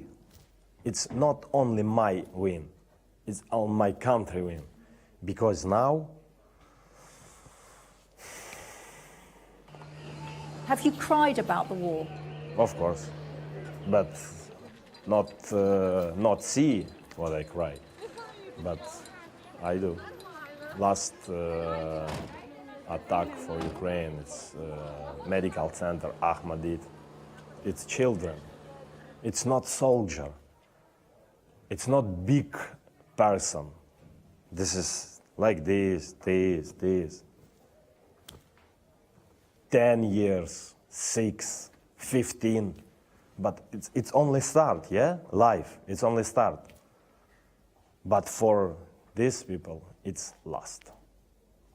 It's hard for me. How do you feel about fighting Tyson Fury again at the end of the year? Just happy to fight. Second fight will be Buddha, will be good. But Tyson know what I do. I know what Tyson do. He said the last fight was too easy. That's why you didn't win. What do you say to that? It didn't look easy. Oh my God, no way. Okay, no problem. Okay, next fight would be easy. Would be easy. Okay. For me, my fight will be hard because Tyson Fury is a big man. It's a good boxer, good boxing IQ. But if Tyson say для нього, for him will be easy. Okay, no problem. I see for Tyson Fury. I see for Ice Tyson Fury. It's not will be easy. It will be hard. Very, very hard. Tyson, don't be afraid. I will not leave you alone. Did he break your jaw in that fight? He said he did. No, not break my jaw. Yes, I have a little bit problem, but I have problem my face, my back, my whole body, because it's hard fight. 47 minutes. You see, not like Tyson Fury. I know. They like snowed man, big, yeti. It's hard man. No, it's my face good, beautiful. Do you think the referee stole a knockout from you in that fight? For me, doesn't matter. For referee, it's professional guy. Referee do his job. Yeah, maybe it's my last punch would be dangerous for Tyson Fury. It's good. Listen, Tyson have big family. I have big family. Listen, we win. Everything okay. I not think about my referee with my fight. We win. Thank God. You won all the belts, but the IBF made you give one away after a few weeks. Do you think that's fair? Is that right? Yes. You think it's fair? Yeah. It's good. Listen, IBF not take my belt. I give my belt for Anthony Joshua and Dubois. Because for me important what my sport, boxing, розвивався, develops. Do you have a message for the Ukrainian Olympic team? You can do what you wanna. Ukrainian people and sportsmen, for me, it's special people. Yeah, can I just say, big up to Jackie for a fantastic interview there. And you can tell how much passion he has for Ukraine. Obviously, his family still live in Kyiv. And, you know, outside of the ring, you were talking about this, James, he missed the birth of his baby daughter because he was in Spain before that Tyson Fury bout training. So all the passions in his life really coming out in that interview. with Jackie. He's a big family man as well, so I know, having spoken to him previously quite a few times, that would have hurt him. That would have been really, really difficult, but it shows the level of commitment needed at that elite level.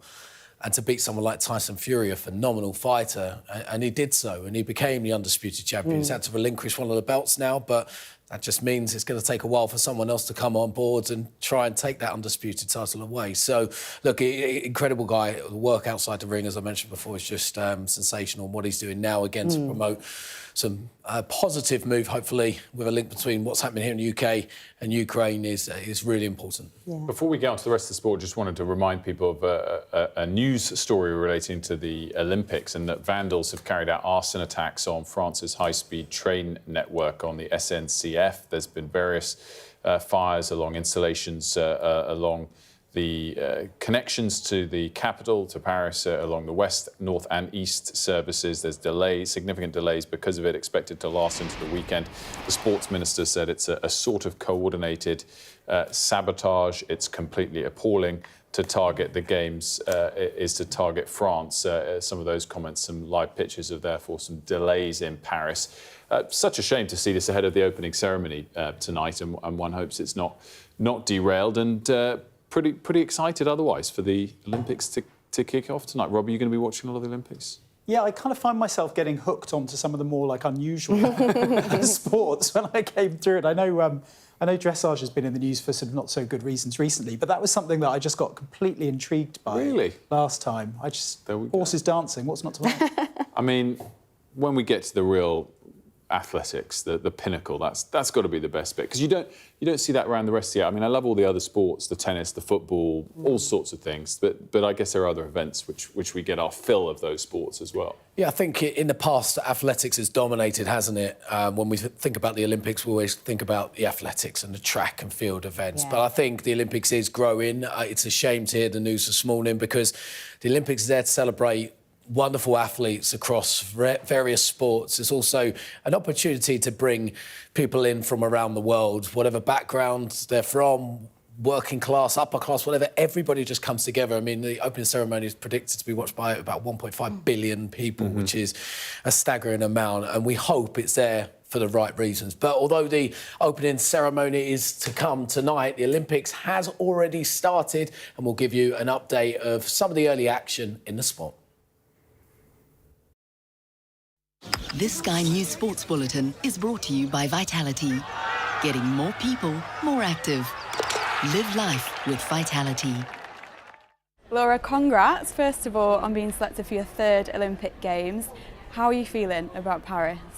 Yeah, really excited. Yeah, I think Olympics is always special, and Rio is my first one and Tokyo's my second, and both I think have been very different to Paris, so it's just exciting to have another Olympics in Europe. So yeah, just really excited to go there and get started. How much confidence does it give you going in with a silver medal from Tokyo?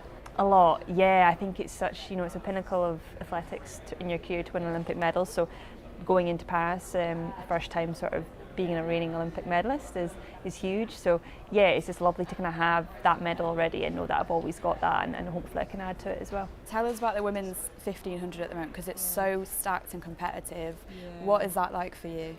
It's fast. yeah. So we've got, not only have we got people breaking world records a lot of the time, but the depth in the event is really, really strong as well. In previous years we'd have sort of 3, 4, 5 standout performers, whereas now you're talking like 10, 12 probably, that can all run incredibly fast. So I think even just to get to the final will be a very good achievement. But obviously I want to get there, I want to make my third Olympic final, and then when it comes down to the race in the day, anything can happen. So yeah, it's going to be very, very exciting to watch, and yeah, just excited to be part of that as well. And just tell us how different your career as an athlete is now that you've graduated. It's been a few years now, but it was so busy when you were kind of doing placements and chasing lambs around field.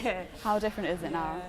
It's very different, yeah. I kind of go away on camps a lot more now. I can get a lot more sleep in and things, and my training is a lot more sort of nicer hours. I'm not like going out really early in the morning before lectures and things. So it's, but no, it was. I look back on it and I do think, how did I do that? It was a bit crazy, but I'm so proud of myself for doing it, and I've learned an awful lot through that I think has made me a better athlete now. But it is nice to have a bit more time to recover now, which is good. And finally, this is your third Games. How different do you think your kind of identity as an athlete has been throughout those 3 different games, and what are you taking into Paris?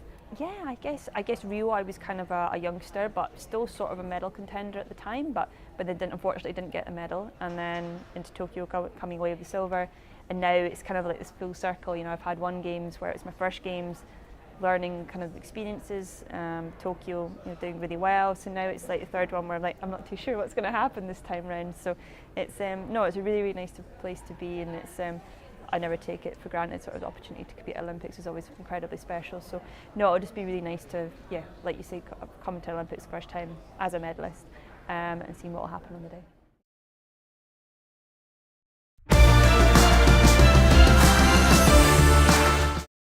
Well, it's just me on my own, and I'll learn to deal with it.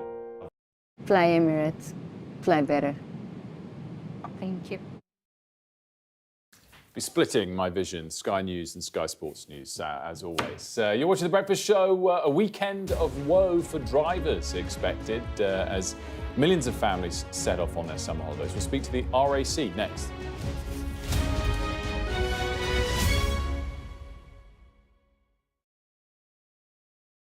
I'm Dominic Waghorn, Sky's International Affairs Editor, covering a world that seems to be unravelling. War, unrest, revolutions. It's not his country, it's ours, and we're going to take it back. They have succeeded for the first time in their country's history in removing a leader from power. Now, freedom! There was fighting here, but there's clearly now a lull, and they're using it to bring up more ammunition. We take you to the heart of the stories that shape our world. This is a mass exodus in which Russia is hemorrhaging some of its brightest and its best. According to the local weather channel, there have been more than 2,500 lightning strikes, torrential rain and flash flooding, all on top of this week's lethal tornado. What stays with you most in this job is some of the people you meet. What is your worst fear about what the Russians want to do to the children? They're just boosting demographics by stealing young people. Would you like to take the opportunity, Mr. President, on Sky News to invite Barack Obama to come here? Mr. Trump, are you running for president? Can you confirm it? We're going to take a look, a very serious look. On that day, we saw your fighters killing women, killing children. Was that a mistake? Did you go too far? You couldn't control your fighters? The full force of the state is being used to crush any protest. It's half an hour now past the deadline that Hamas issued with its ultimatum to the people of Ashkelon, and we've now seen a 3rd barrage of rockets coming in. Another alarm. The mood here is jittery and nervous.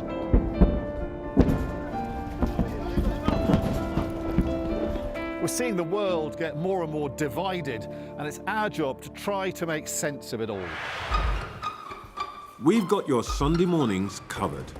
From the front page and the sounds of the streets to the voices of the people who make the major calls and big picture politics beyond Westminster. We'll put you at the heart of our story. A new start to Sunday. I'm ready. Are you?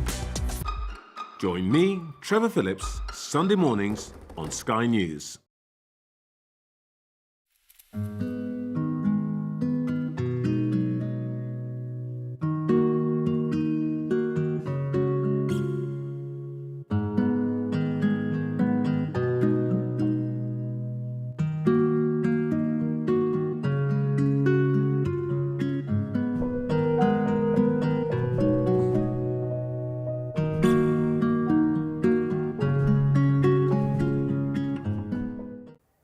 Welcome back. Drivers are being warned to expect a weekend of woe on the roads, starting later today. Before we get into the story of the expected delays here over the weekend, I just wanted to update as well on the situation in Paris. These are live pictures, as you can see, I believe, in a station in Paris, as opposed to which Paris station it is, we'll come to in a moment. But the rail network is facing severe delays after there were fires reported from arson attacks and vandals carrying them out around the SNCF, and some comments coming across from the sports minister as well. Yeah, saying that it's appalling.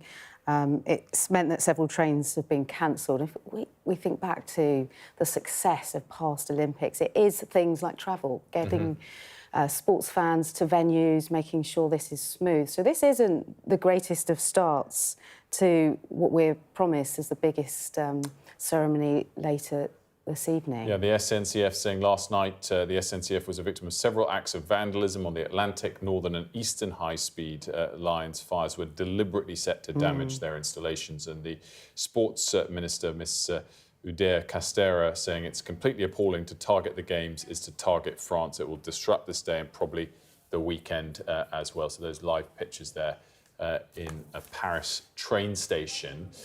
Switching focus away from the Olympics to expectations of travel delays here this weekend. Rod Dennis from the RAC joins us now. Rod, thanks so much for joining us. So particularly you're expecting a lot of traffic on the roads this weekend. Why specifically? We are indeed. Good morning. Yes, we're expecting it to be the second busiest summer holiday getaway weekend that we've seen since we started tracking figures here at the RAC.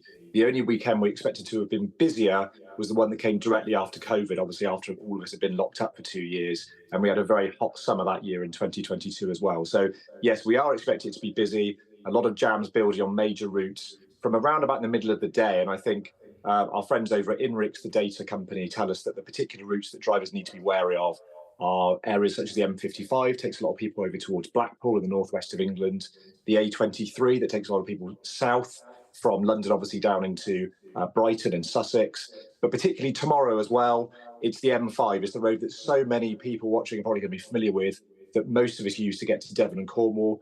That is going to be chock-a-block, we think, probably from tomorrow lunchtime moving onwards, with all those holidaymakers moving down in one go. So message to drivers, be prepared, try and disperse your journeys if you can. Again, the earlier you can set off, the best chance you've got of beating those delays. Rod, Leah here. Very good morning to you. Talk to us a bit about why this particular weekend is a big problem. I've got 2 kids, all under the age of 6, and I tend to travel late at night. Usually that helps. They sleep, they're in their pyjamas, and we get through quite a peaceful journey. But why now? Yeah, I've got complete sympathy with you there. We actually do something very similar ourselves, having young kids. So, yes, I think it's all being sort of pushed into this weekend. Look, a lot of schools broke up at the early part of this week. They didn't break up generally last week. They broke up at the early part of this week, sometimes Monday, sometimes Tuesday, sometimes Wednesday. So that's hopefully staggered people's journeys a little bit. But if we look at the general case, there is always one weekend in the year in this country when that biggest summer holiday getaway traffic tends to happen, and that is this weekend. Again, it's one of the really busiest roads, times rather on the roads over on the continent as well. They refer to it as kind of black weekends over in France, where you've got huge numbers of holidaymakers moving south through the course of the country. So we're kind of not alone here, but this is the weekend when a lot of this transport and people getting on the road tends to be concentrated. So I think you're absolutely right. If you can take journeys later in the evening, that's often the perfect time to travel. Not necessarily perfect if you've got kids, but if you can make it work, then great. Does RSC have data in terms of how busy our roads are? I mean, we've had a number of big sort of structural shifts, I guess, whether it was the pandemic and more people holidaying at home, or on the flip side, I guess people doing more of their work meetings remotely. Are our roads busier than ever, less busy than they were predicted to be at this point a decade ago? That's a great question. Things have changed, you're right. Obviously, we've seen some returning to a sort of office sort of normality, if you like. But generally speaking, a lot of people appear to be on kind of hybrid working policies, which is spreading a lot of those journeys out through the week more. So the peaks that we tended to see tend to come at different times. And actually, from our perspective as a breakdown organisation primarily, what we're best known for, actually that's meant a lot of sort of volatility in terms of breakdowns. The sort of times when we used to see breakdowns happening, those are changing now. And actually last year we saw a huge number of people breaking down, a higher number last year than we've seen for many other years. So I think the demand to travel by road is still there. The issues that we've got with this country as far as public transport is concerned and giving people an alternative are very much still there.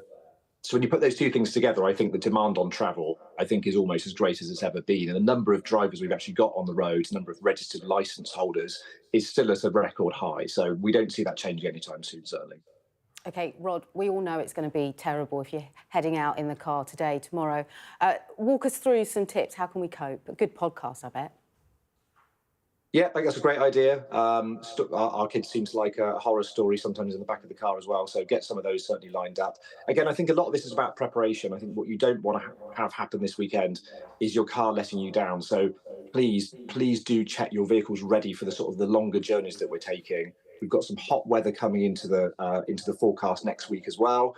That's likely to see an increase in cars overheating. Recent survey we did here at the RAC just ahead of the summer holiday showed about 1 in 10 of us are prepared to drive our vehicles on holiday knowing there's an issue with the car, such as a dodgy tyre, a warning light on the dashboard. Please don't be one of those drivers, because that is a surefire way of having a really rubbish start to your holiday. So please, if you know there's a problem with your car, get it booked in by a good mobile mechanic, a good garage, get that checked out before you leave. Rod, Dennis, great stuff. Thanks so much for joining us. Much appreciated. The Avengers have assembled again, because we're going to chat. But what's the key thing everyone always packs first ahead of a big trip, Rob? So I know this research has come out about people packing a snack. bags. I can tell you're just finishing it. Sorry, I'm literally halfway through the breakfast. But yeah, I started putting tea bags in. I think it's how about the time I turned 30 or so, it's how I knew I was getting old, was putting my favourite tea bags in to take away with me. Oh, we actually have statistics to Yeah, back there you this go. up. Here we go. Who takes a kettle and who takes baked Was this a survey of Rob? Tea bags Rob. number 1. Baked beans. That's a bit odd, isn't it? You can find them wherever you are. Also on the what do you- list, I take an air freshener, a portable air freshener, because I just like a certain scent when I book an apartment. Well, we've only got Pillowcases 5 too. seconds left. James, we have to get yours next hour and mine. We're out of time. We'll be back after this very short break with all the day's news.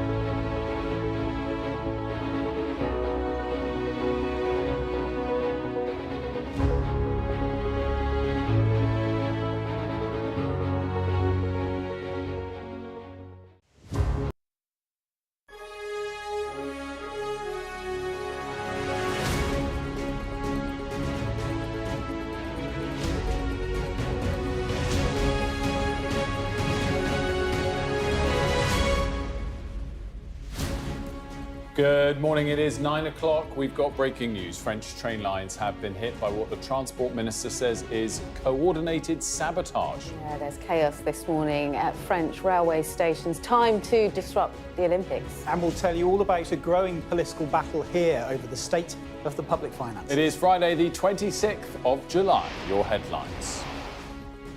France is promising the greatest open-air show on Earth for the opening of the Olympics this evening. But there's chaos this morning at French railway stations after a series of arson attacks on high-speed rail lines. Also ahead, Labour warn of a £20 billion hole in the public finances. I think what we have been shocked by is the state of in-year challenges in the public finances. They knew exactly where the economy was before the general election. They're simply rolling the pitch to renege on their promises to the British people come the budget in the autumn.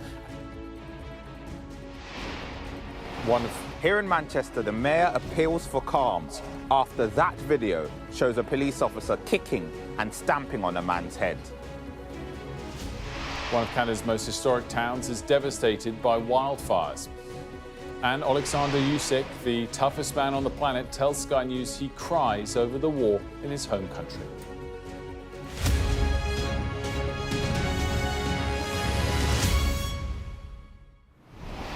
A very good morning to you. We begin with the breaking news that vandals have carried out arson attacks on France's high-speed train network, causing major travel disruption ahead of the Paris Olympics opening ceremony this evening.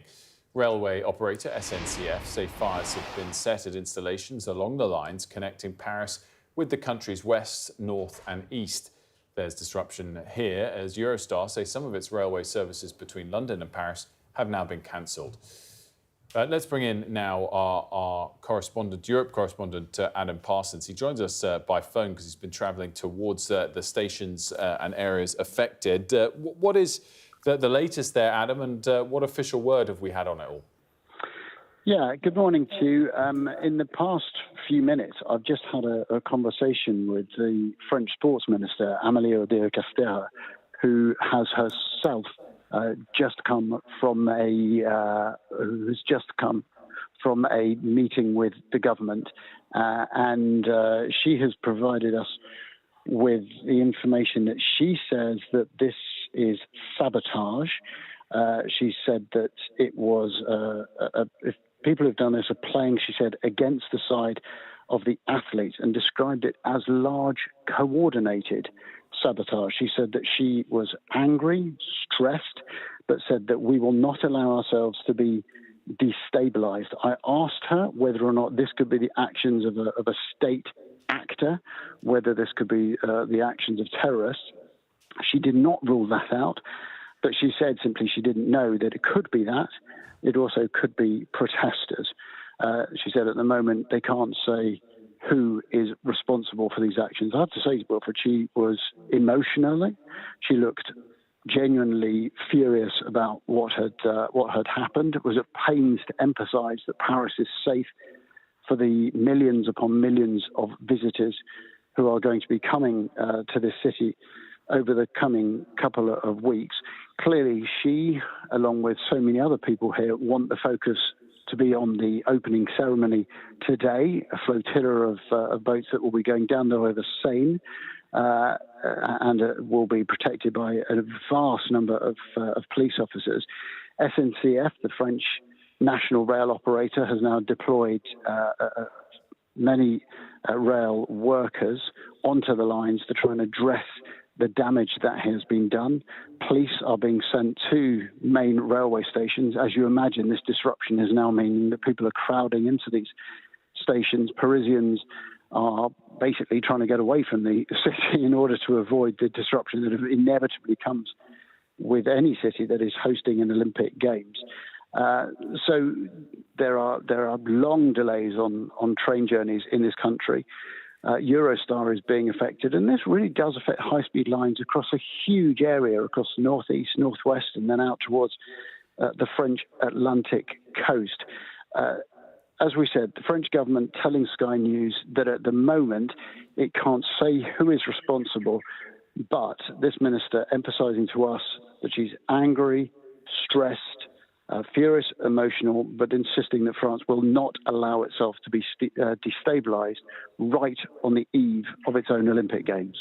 And I just wanted to bring you as well the statement from the SNCF, the National Rail Company. They say last night the SNCF was victim of several acts of vandalism on the Atlantic, Northern and Eastern high-speed lines. Fires were deliberately set to damage our installations. Adam, earlier today, as you said there, we don't know who the perpetrators were and what the reason behind wanting to set these fires was. But we were talking in one of the earlier hours about the sense of protests that has been present in France ahead of these Olympic Games, perhaps a little bit more pronounced than normal ahead of some of these sorts of events in other countries. But France has been beset with protests for quite a few months now, even years, one might say, when we think of some of the agricultural protests as well as the destabilising aspects of recent both European and then domestic parliamentary elections. Yeah, look, France is a country that has a rich, long-standing culture of public protest that goes back centuries. And yes, in recent times, we've seen huge protests about two things, I think, predominantly recently. One is about President Macron's intention to raise the retirement age. The second thing were a series of protests held by farmers across this country and indeed other European countries. I think those were, in many ways, bigger scale, public, but also largely coordinated and predictable. The difference here is that this is an act of what the government has told us, of sabotage, coordinated acts of sabotage, unpredicted. Nobody knew that this was coming. So this is about criminality rather than protest. Now, we have, at the moment, no indication about who is behind this, whether this is a state sector, whether this is coming from protesters, whether this is simply coming from criminal arsonists. But I think what the government is looking at the moment very, very keenly, who is responsible for this? Why are they doing it? How can they be stopped? How can the effects of this be mitigated? And let's be honest, how can visitors to Paris today be assured that they are safe? Rob Harris is able to join us as well. He's also in Paris, of course, covering the sporting side of the Olympics for us. Rob, does this sort of story quickly spread around the Olympic village amongst the athletes who are trying to focus on their, well, I guess the opening ceremony tonight, but their events in the days ahead? I mean, obviously, athletes will be potentially concerned if they are due to be travelling on trains. Tonight is the opening ceremony here in Paris, very much the show that many want to be part of, but they'll be thinking about disruption down the line in terms of competition. Just as the broader sense here in Paris, we've been reporting on preparations for some time for this opening ceremony, this really ambitious one right the way down the River Seine, and particularly on the security operation, and seeing how the French police have had to deploy additional forces to the train stations to deal with overcrowding, will potentially stretch resources already at a maximum in the centre of Paris. Just going around the route of the opening ceremony last night, you could hear police officers from many other parts of France, not just from Paris, which gives you that sense of how the reinforcements have had to be brought in. So anything that stretches resources already being challenged in this city will place an additional burden, because this is an opening ceremony like never before. The fact it is being staged right the way down the River Seine across 6 kilometres is a big open-air stage, but that means to pull off this spectacular show means a huge security operation is required. So anything that impacts that will be a certain challenge.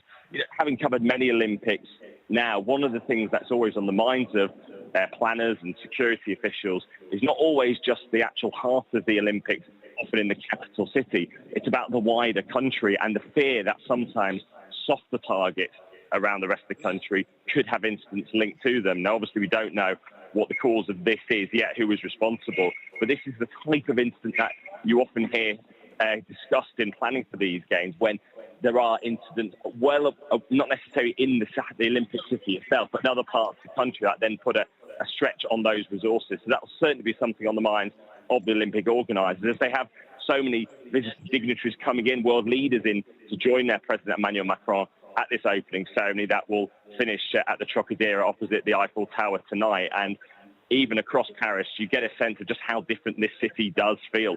It's very quiet in terms of the streets because so many of them have been locked down from usual traffic, particularly around the River Seine, all in an attempt to try to safeguard this opening ceremony. And obviously now this is an additional challenge for those organisers sitting in their meetings, trying to ensure tonight goes off peacefully and successfully, dealing with disruption on the rail networks, which will impact as well things like fans coming in from all parts of Europe as well, with the impact on the Eurostar too. It's likely many will be coming in from the UK as well. So there is a huge sort of knock-on effect as fans try to come into the opening ceremony and the full first day of competition tomorrow. Adam, I'm just looking at President Macron's social media accounts. It appears his most recent public comment was tweeting a promotional welcome to Paris video from about 2 or 3 hours ago, ironically. I know you've spoken to the sports minister. Sorry, Rob, just talking to Adam now.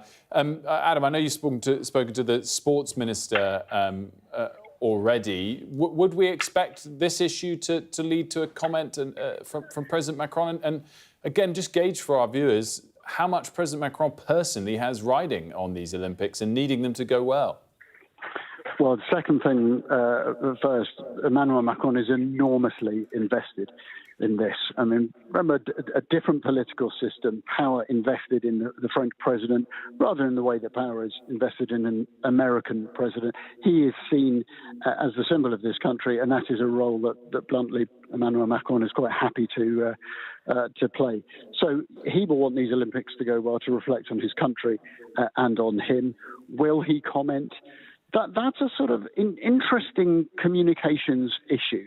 He, and indeed the organisers of the Paris Games, I think will not want to distract from the opening ceremony. This is about a global audience, most of whom are not affected by train disruption in France. Most of whom will be watching on television, will be consuming this through media all around the world. And what he will want them to concentrate on is, I'm sure, a spectacular opening ceremony that will wind its way along the Seine and go past a series of landmarks where the Eiffel Tower will be lit up, where the cauldron will be ignited. But at the same time, Macron is an astute observer of his own home audience. He is, at the moment, caught in a volatile political background, just following on from elections where, well, bluntly, they were inconclusive. The country still doesn't have a prime minister to replace Gabriel Attal, who is basically a lame duck, and is going to be here as the French prime minister in name only. But at the end of that, Macron, if this does continue, and we're now told there could be 800,000 passengers affected, clearly there will come a tipping point when he considers this to be a national security moment and has to intervene. Adam, we want to just quickly go back to Rob. Rob Paris, our sports correspondent, also in Paris for us. Rob, with some breaking news on this story. Yes, we were just about to go into a press conference with the boss of the Paris Olympics to talk through plans for the opening ceremony tonight. It has just been cancelled. Tony Estanguet cancelling this press conference that was due to begin very shortly to discuss plans under embargo about the opening ceremony tonight. But obviously this might reflect the scale of the problems for Paris organisers, the fact that he just cancelled this press conference. Well, hang around and try and grab him for us and get some comments if you can, Rob. And Adam obviously has been doing that already for us and caught up with the French sports minister. He mentioned that a moment ago, Amélie Oudéa-Castéra. And we are able to bring now some of the interview that our Adam Parsons carried out with the French sports minister about 25-30 minutes ago. Happened. Well, I condemn them, extremely strongly. It's just unacceptable. It's probably a large-scale sabotage with some malicious acts probably coordinating. We're still in the process of analyzing all the impacts, assessing what we're going to implement as solutions, because it's going to have impacts also over the weekend.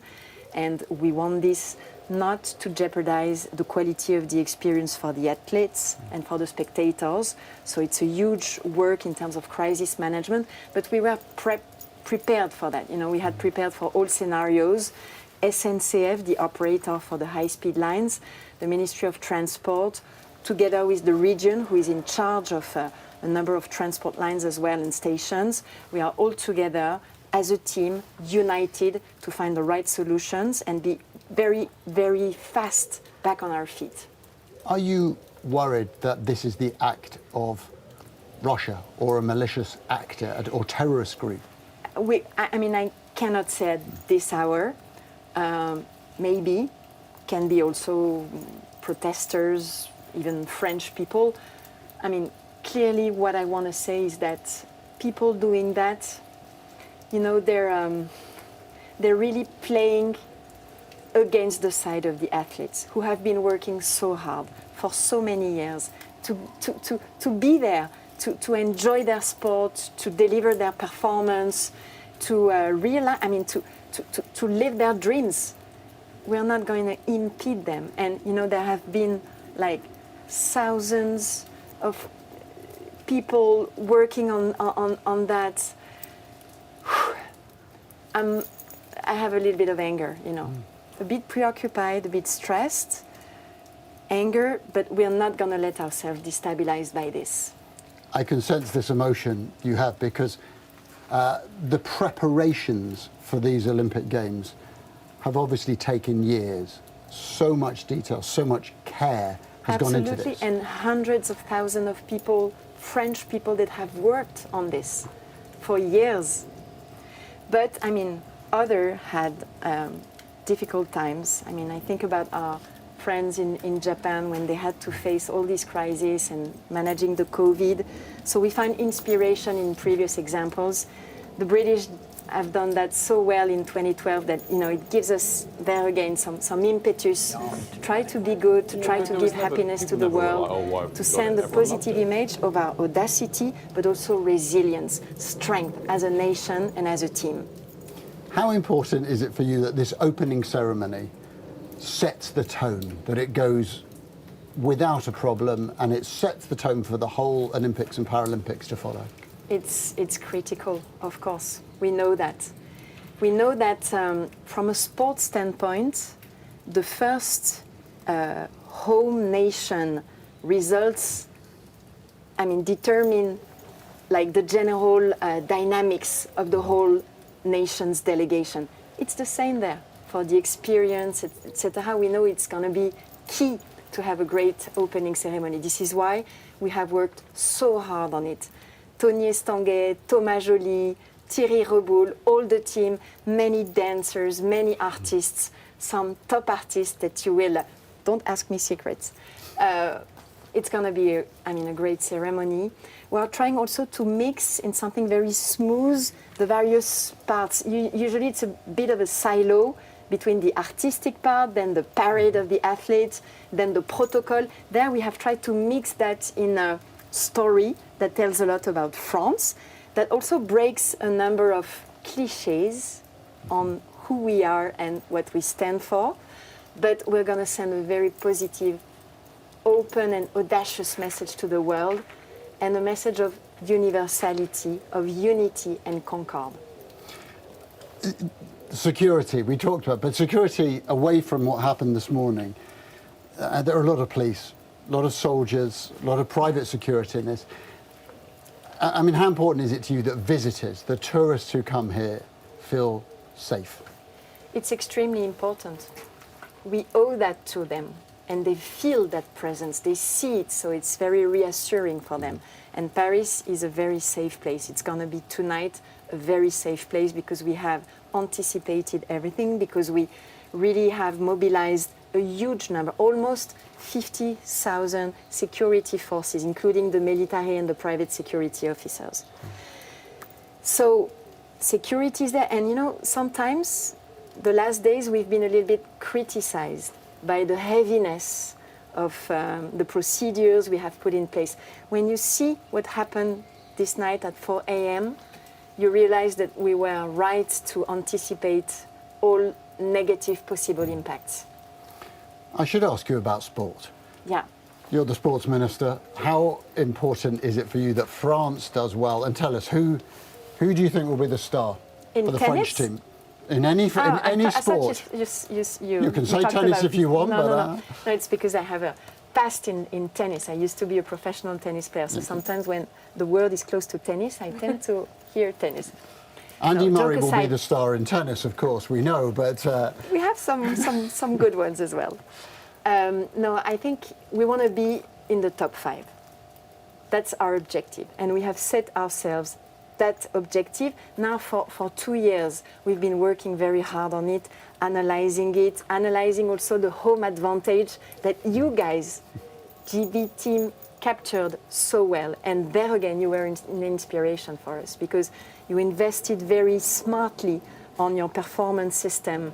You had a very demanding agenda. So we tried to do all that together, the right means, to really also secure that the athletes feel serene from a material standpoint, standards of living, also the equipment they get, the presence, the services in the territories where they train. We have put every effort to make sure that they can deliver their best.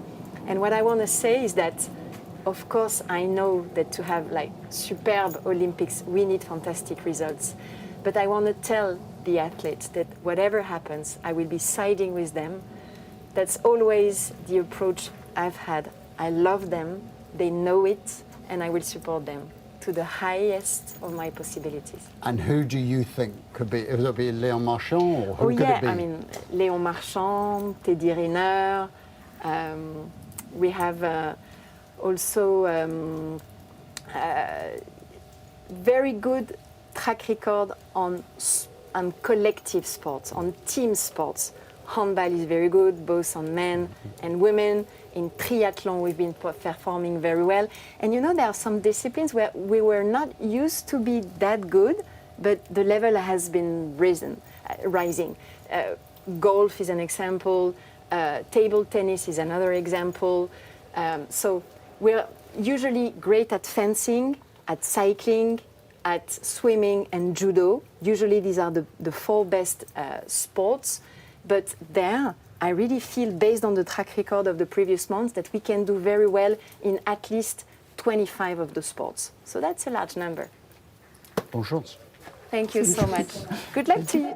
Well, that was, of course, the French Sports Minister, Amélie Oudéa-Castéra, responding to the news that there have been coordinated arson attacks on the French railway system, the SNCF, as we've been discussing earlier today, and ended, guys, on a more positive outlook and a note of optimism, particularly towards the French athletes. But earlier, I thought visibly angry, of course, at what she sees as, I think you used the word sabotage there, just on the eve, this happened overnight, of the opening ceremony tonight. Yeah, deep disappointment. Look, the Olympics, it's a feeling, isn't it? It's one of sporting achievement, of sporting fans getting to venues on time, safely, and that feeling afterwards of a community, of a country coming together. And that has the potential to have been ruined ahead of, as we've said all morning, one of the biggest opening ceremonies that we might see in Olympic history.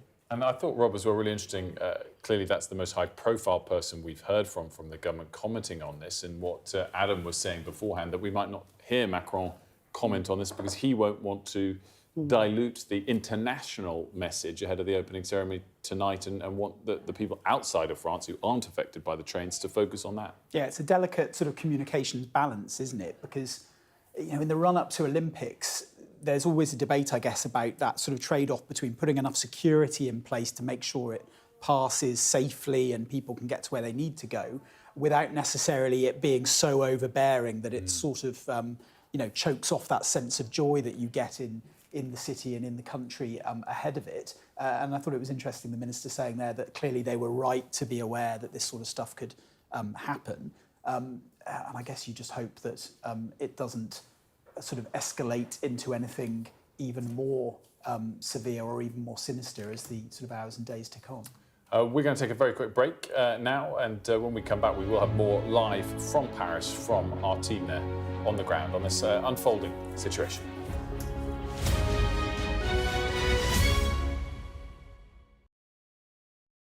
it was 2 weeks ago, wasn't it? So I had to finish the Tour de France. So you kind of, it's weird because they did it on stage 5, and then you're straight back to work the next day, you know. So you no don't. chance to celebrate. No, not really. It's just about you start suffering and you try again, you know, and actually it could turn into a different thing, which was trying to get to Nice and finish what will be my last Tour de France. Last year was supposed to be my last Tour de France. Well, with you, it might be never say never. No, I broke my collarbone, and I was like, honestly, it wasn't even really me that was like, I've got to carry on next year. Like, it was all those people closest to me that believed that, you know, I had to do it. You know, I can't stop while I'm like that. And my kids were like, you mean you're not going to be a bike rider? And my wife, Peter, she was like, don't be there in 10 years without regretting not trying, you know. So I was like, okay, I'll give it one more year. And, you know, the 35th victory, it gave me that motivation to get up, or not get up. My family gave me motivation to get up every morning, but get out on my bike and work and do something and put your all into something. If you have that one goal, a year's not that long to put yourself at it for. Just one more year, not to end with a what if. I'll always be in cycling. Always do something with cycling. Always ride a bike. Don't know what I'm racing tomorrow. You know. You never forget how to ride a bike, do you? No. And my boys crazy about it. All my kids ride bikes, but one of the boys in particular is crazy about it. So probably I'll be at bike races for as long as I ever know, especially the Tour de France. The Tour de France is what I dreamed of as a kid. And even though I won't be racing at the Tour de France anymore, there's no way I could stay away from that race. It gave me a reason to be a professional cyclist.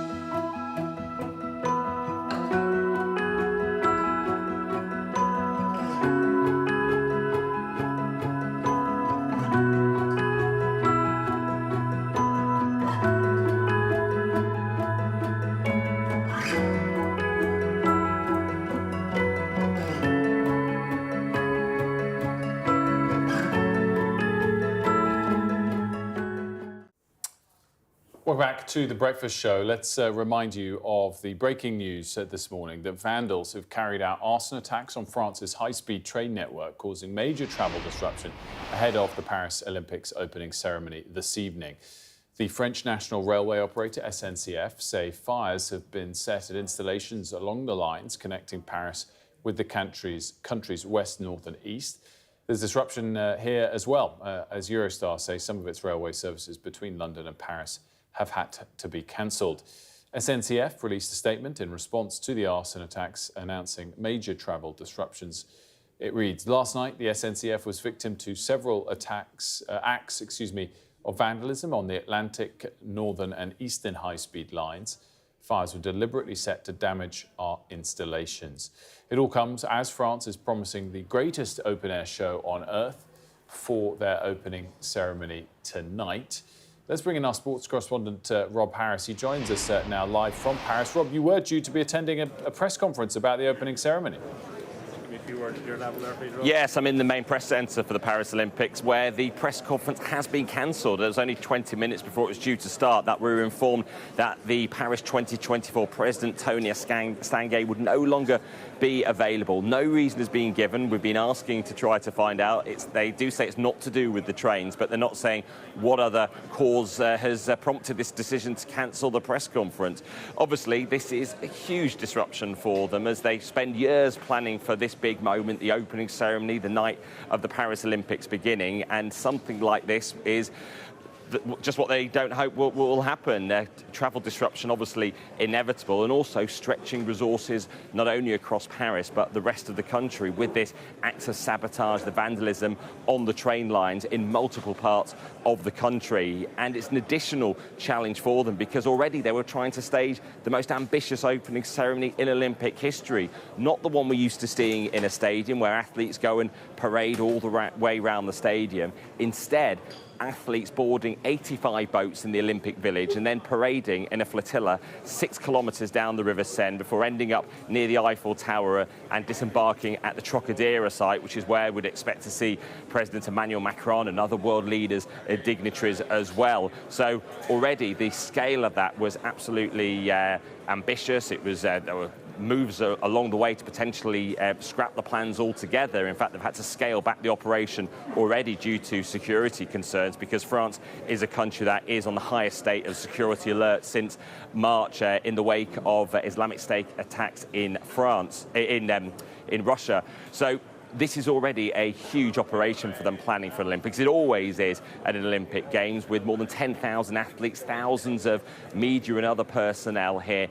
Add into that the fact they're trying to put this ceremony in down the Seine. That's why we see such a huge operation, and there's a vast police and security force across the city. Now some of those police are having to go to the train stations to deal with overcrowding because not only are we talking about visitors will be coming in for this Olympic opening ceremony in the first full day of competition tomorrow. Visitors coming in from other parts of Europe and indeed from London as well with disruption on the Eurostar.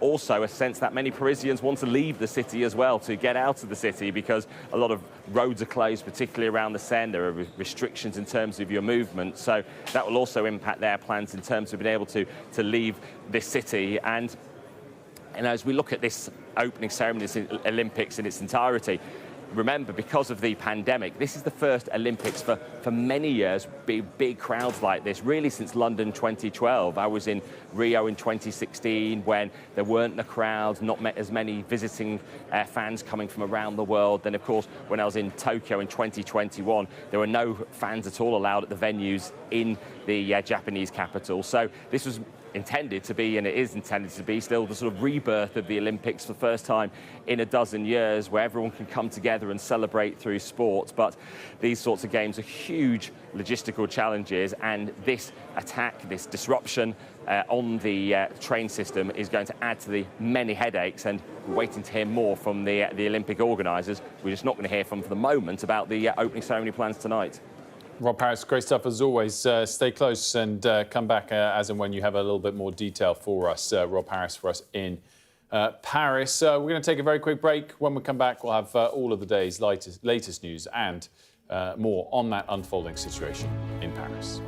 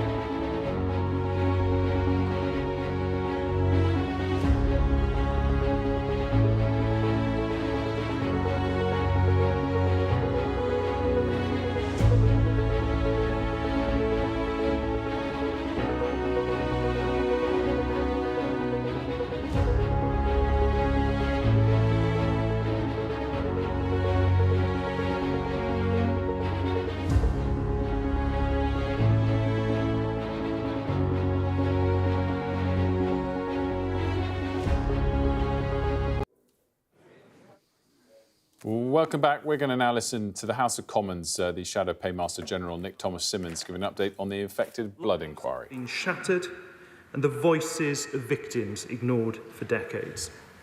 People have watched their loved ones die, and in one of the most chilling aspects that the inquiry brought to light, children were used as objects of research. It is hard to conceive of the scale of the damage done and the incredible suffering of all those impacted. On 20th of May, the country bore witness to the devastating findings of the Infected Blood Inquiry's report. It was a national moment, a profound moment of shame for the British state, and a moment of long overdue recognition for the victims and their loved ones. My right honourable friend, the Prime Minister, in his former role as Leader of the Opposition, acknowledged that suffering was caused by wrongdoing, delay and systematic failure by all parties across the board, compounded by institutional defensiveness.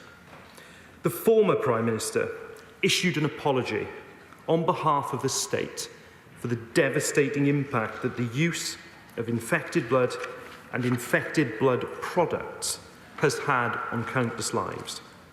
And today, on behalf of this government, I reiterate that deep and heartfelt sorry.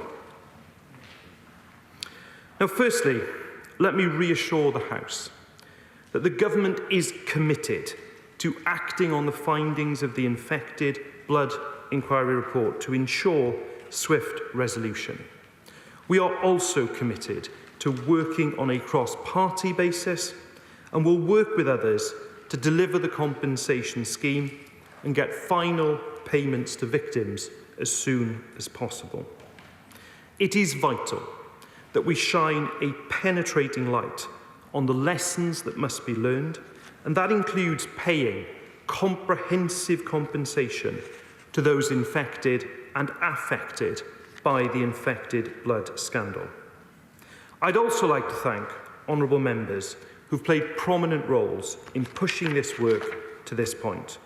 My right honourable friend, the member for Kingston upon Hull North, has always been, and I know will continue to be, a powerful advocate for this cause. And her work in pushing forward the cause and representing the voice of those infected and affected was unquestionably pivotal in reaching this point. And I'd also like to thank my predecessor as Paymaster General, the Right Honourable Member for Salisbury. As I said yesterday at questions, I'm grateful for his work in the lead-up to announcing the compensation scheme and indeed his collegiate approach in doing so. And I hope we can continue to work together on this important issue. The scale of the horror that was uncovered by Sir Brian Langstaff's report almost defies belief. And one of the issues that the report brought to light is the importance of addressing the unacceptable culture of defensiveness in the public sector.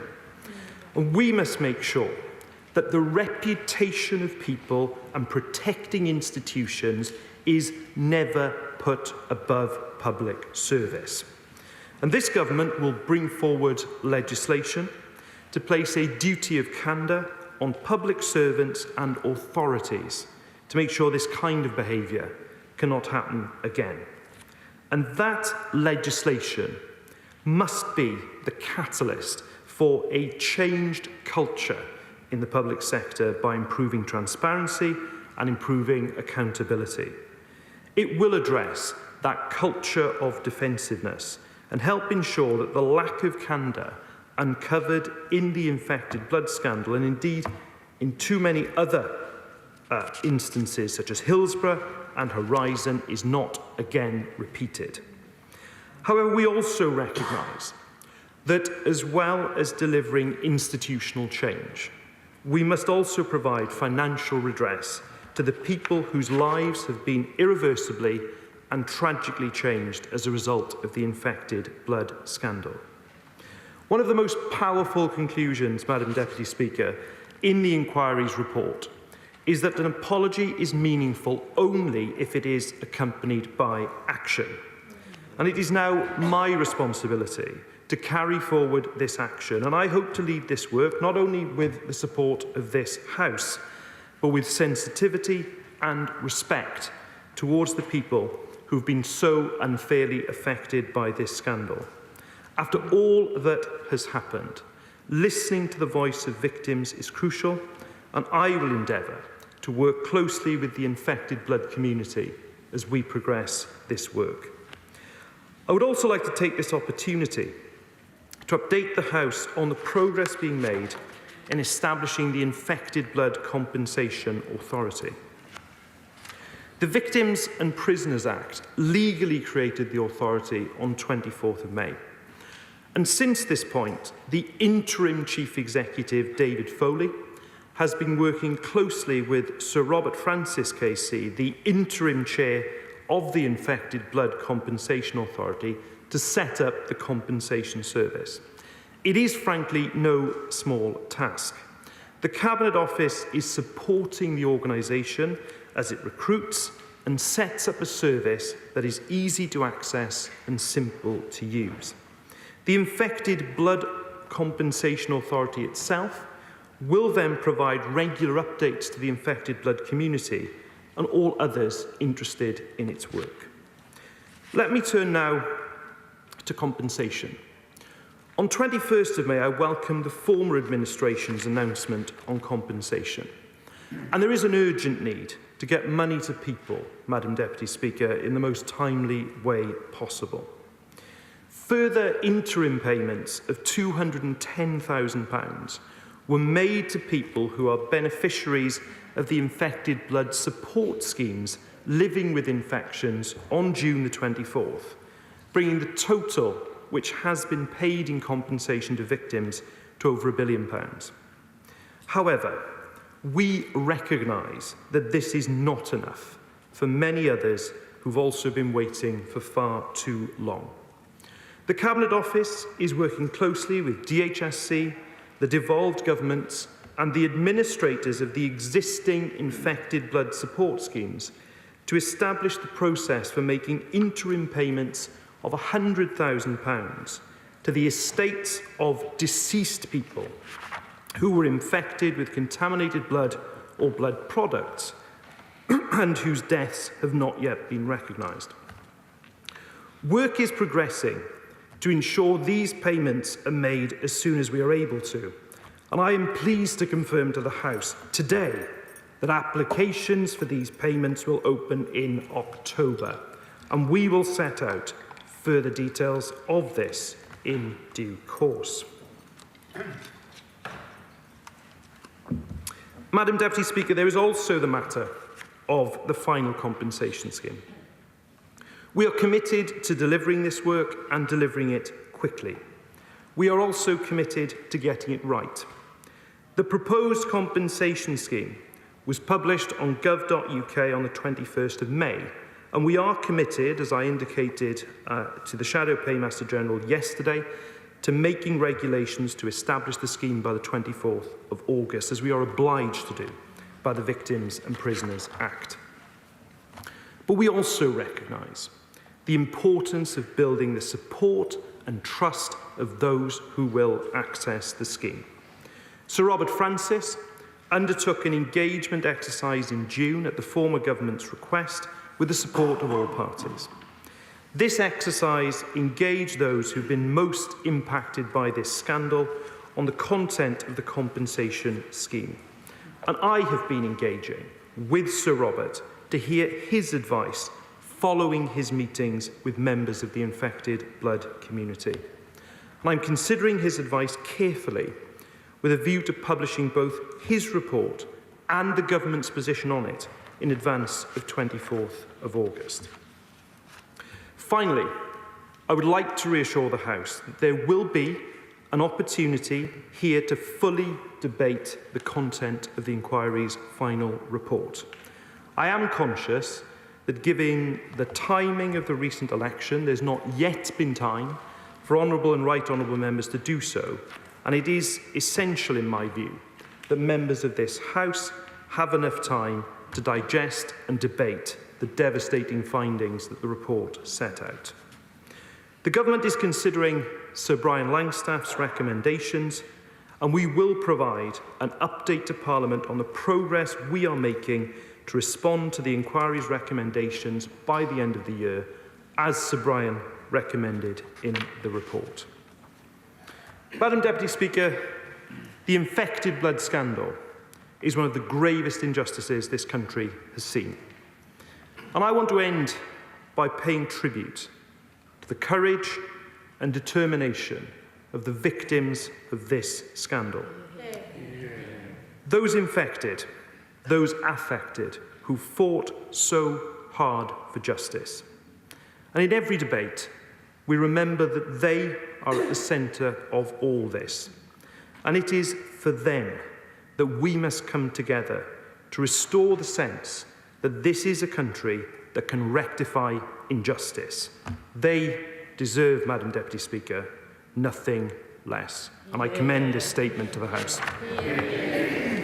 I call Shadow Minister Nick Thomas-Symonds there, of course, you, the Minister, Paymaster General, the Minister for Europe as well, and the Constitution, saying that some of the horrors found in Sir Brian Langstaff's report into the infected blood inquiry almost defy belief. And some other details coming out there, Rob, in terms of timeline for when people can start to apply for their compensation if they've not yet received it. Yeah, a bit of technical details and a sort of update and a recommitment, I thought, from the Labour government to what was announced by the previous Tory government after the infected blood report was unveiled. That was only about a week before, I think, Rishi Sunak announced the election. So it all kind of, the technical details may have got lost in the campaign, but Labour being very keen to say that they repeat the apology on behalf of the states that was given by Rishi Sunak, that they are committed to delivering compensation and financial redress, that applications will open in October for the full compensation scheme, and that interim payments will happen as well. I think one final point, the overall level of compensation is going to be a lot. You're going to be into billions of pounds. So how this figures into the wider story about the public finances will be interesting to watch as well. Rob Powell, great stuff. Thanks so much. We're going to take a very quick break. When we come back, one of the greatest Olympians of all time, Sir Steve Redgrave, joins us.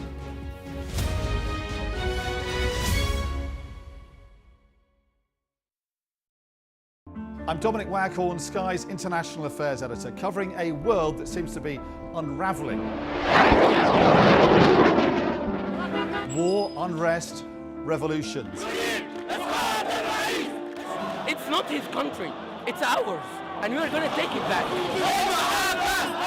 They have succeeded for the first time in their country's history in removing a leader from power. Now, freedom! There was fighting here, but there's clearly now a lull, and they're using it to bring up more ammunition. We take you to the heart of the stories that shape our world. This is a mass exodus in which Russia is hemorrhaging some of its brightest and its best. According to the local weather channel, there have been more than 2,500 lightning strikes, torrential rain and flash flooding, all on top of this week's lethal tornado. What stays with you most in this job is some of the people you meet. What is your worst fear about what the Russians want to do to the children? They're just boosting demographics by stealing young people. Would you like to take the opportunity, Mr. President, on Sky News to invite Barack Obama to come here?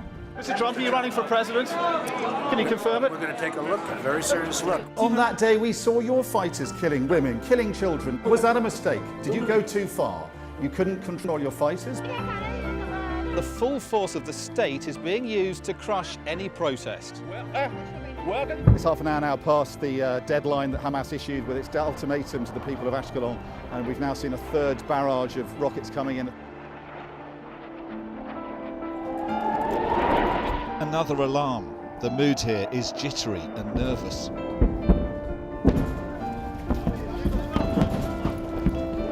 We're seeing the world get more and more divided, and it's our job to try to make sense of it all. We've got your Sunday mornings covered. From the front page and the sounds of the streets to the voices of the people who make the major calls and big picture politics beyond Westminster. We'll put you at the heart of our story. A new start to Sunday. I'm ready. Are you? Join me, Trevor Phillips, Sunday mornings on Sky News.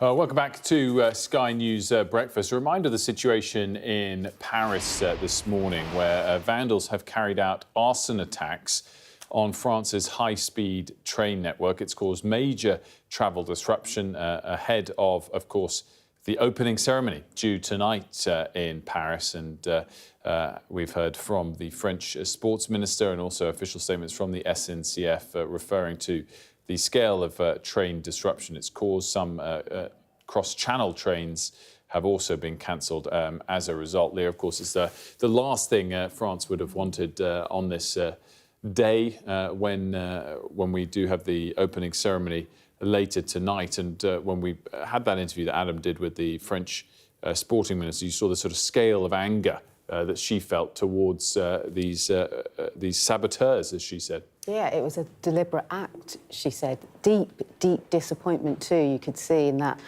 interview, and you can understand why. Olympic Games breed, not just success from athletes, but a sense of community from fans travelling from all over the world to feel part of an Olympic Games. I can't help but think back to London 2012. Not a glitch was seen across the transport across London, and it went very smoothly, and Emmanuel Macron would have been riding on a sense of popularity with the Games going ahead smoothly. Mm-hmm. So it's disappointment. Very around. Disappointing twist to things this morning, but of course the focus will turn to the opening ceremony, to the sport any minute now, and delighted to say that we're joined now by Olympic legend Sir Steve Redgrave, of course, who won 5 golds at 5 consecutive games over 20 years. Sir Steve, thank you so much for joining us. Almost ironic that you're standing there in front of a Eurostar train. I'm sure you've heard a bit about the disruption. When those sorts of things happen, does it infect the mindset of the athletes, and does it put them off, or are they able to block out those sorts of potential disruptions? They block it out completely. They're just totally focused in the direction they want to be. Obviously, that they're not leaving here today to compete tomorrow or the next day. They'll be in the village or at their base for a few days before competing, and all that is put into the process. That we always want travel to be as smooth as we possibly can, but this is my 11th Olympics and it's the first one I'm going by train. Well, we wish you a safe journey when you hop on. We've been talking all week about our prospects at the Olympics, Team GB, and the way in which cycling, for example, now we really punch above our weight at. And I guess we've sort of forgotten the way in which you helped transform the way we punch above our weight in rowing. Do you look back on that as a legacy, that we're one of the best nations when it comes to rowing, and the way that you played a role in getting the nation to focus on it as a sport?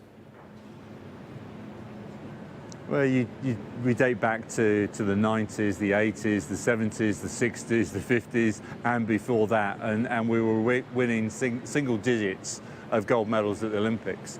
After Atlanta, where I think we won 1 gold medal, I think I might have had something to do with that. But the National Lottery came on board through John Major's intervention and has changed the whole landscape. Is that all our athletes are now professional attitude and process. All their support teams are the best there is to get the best performance out.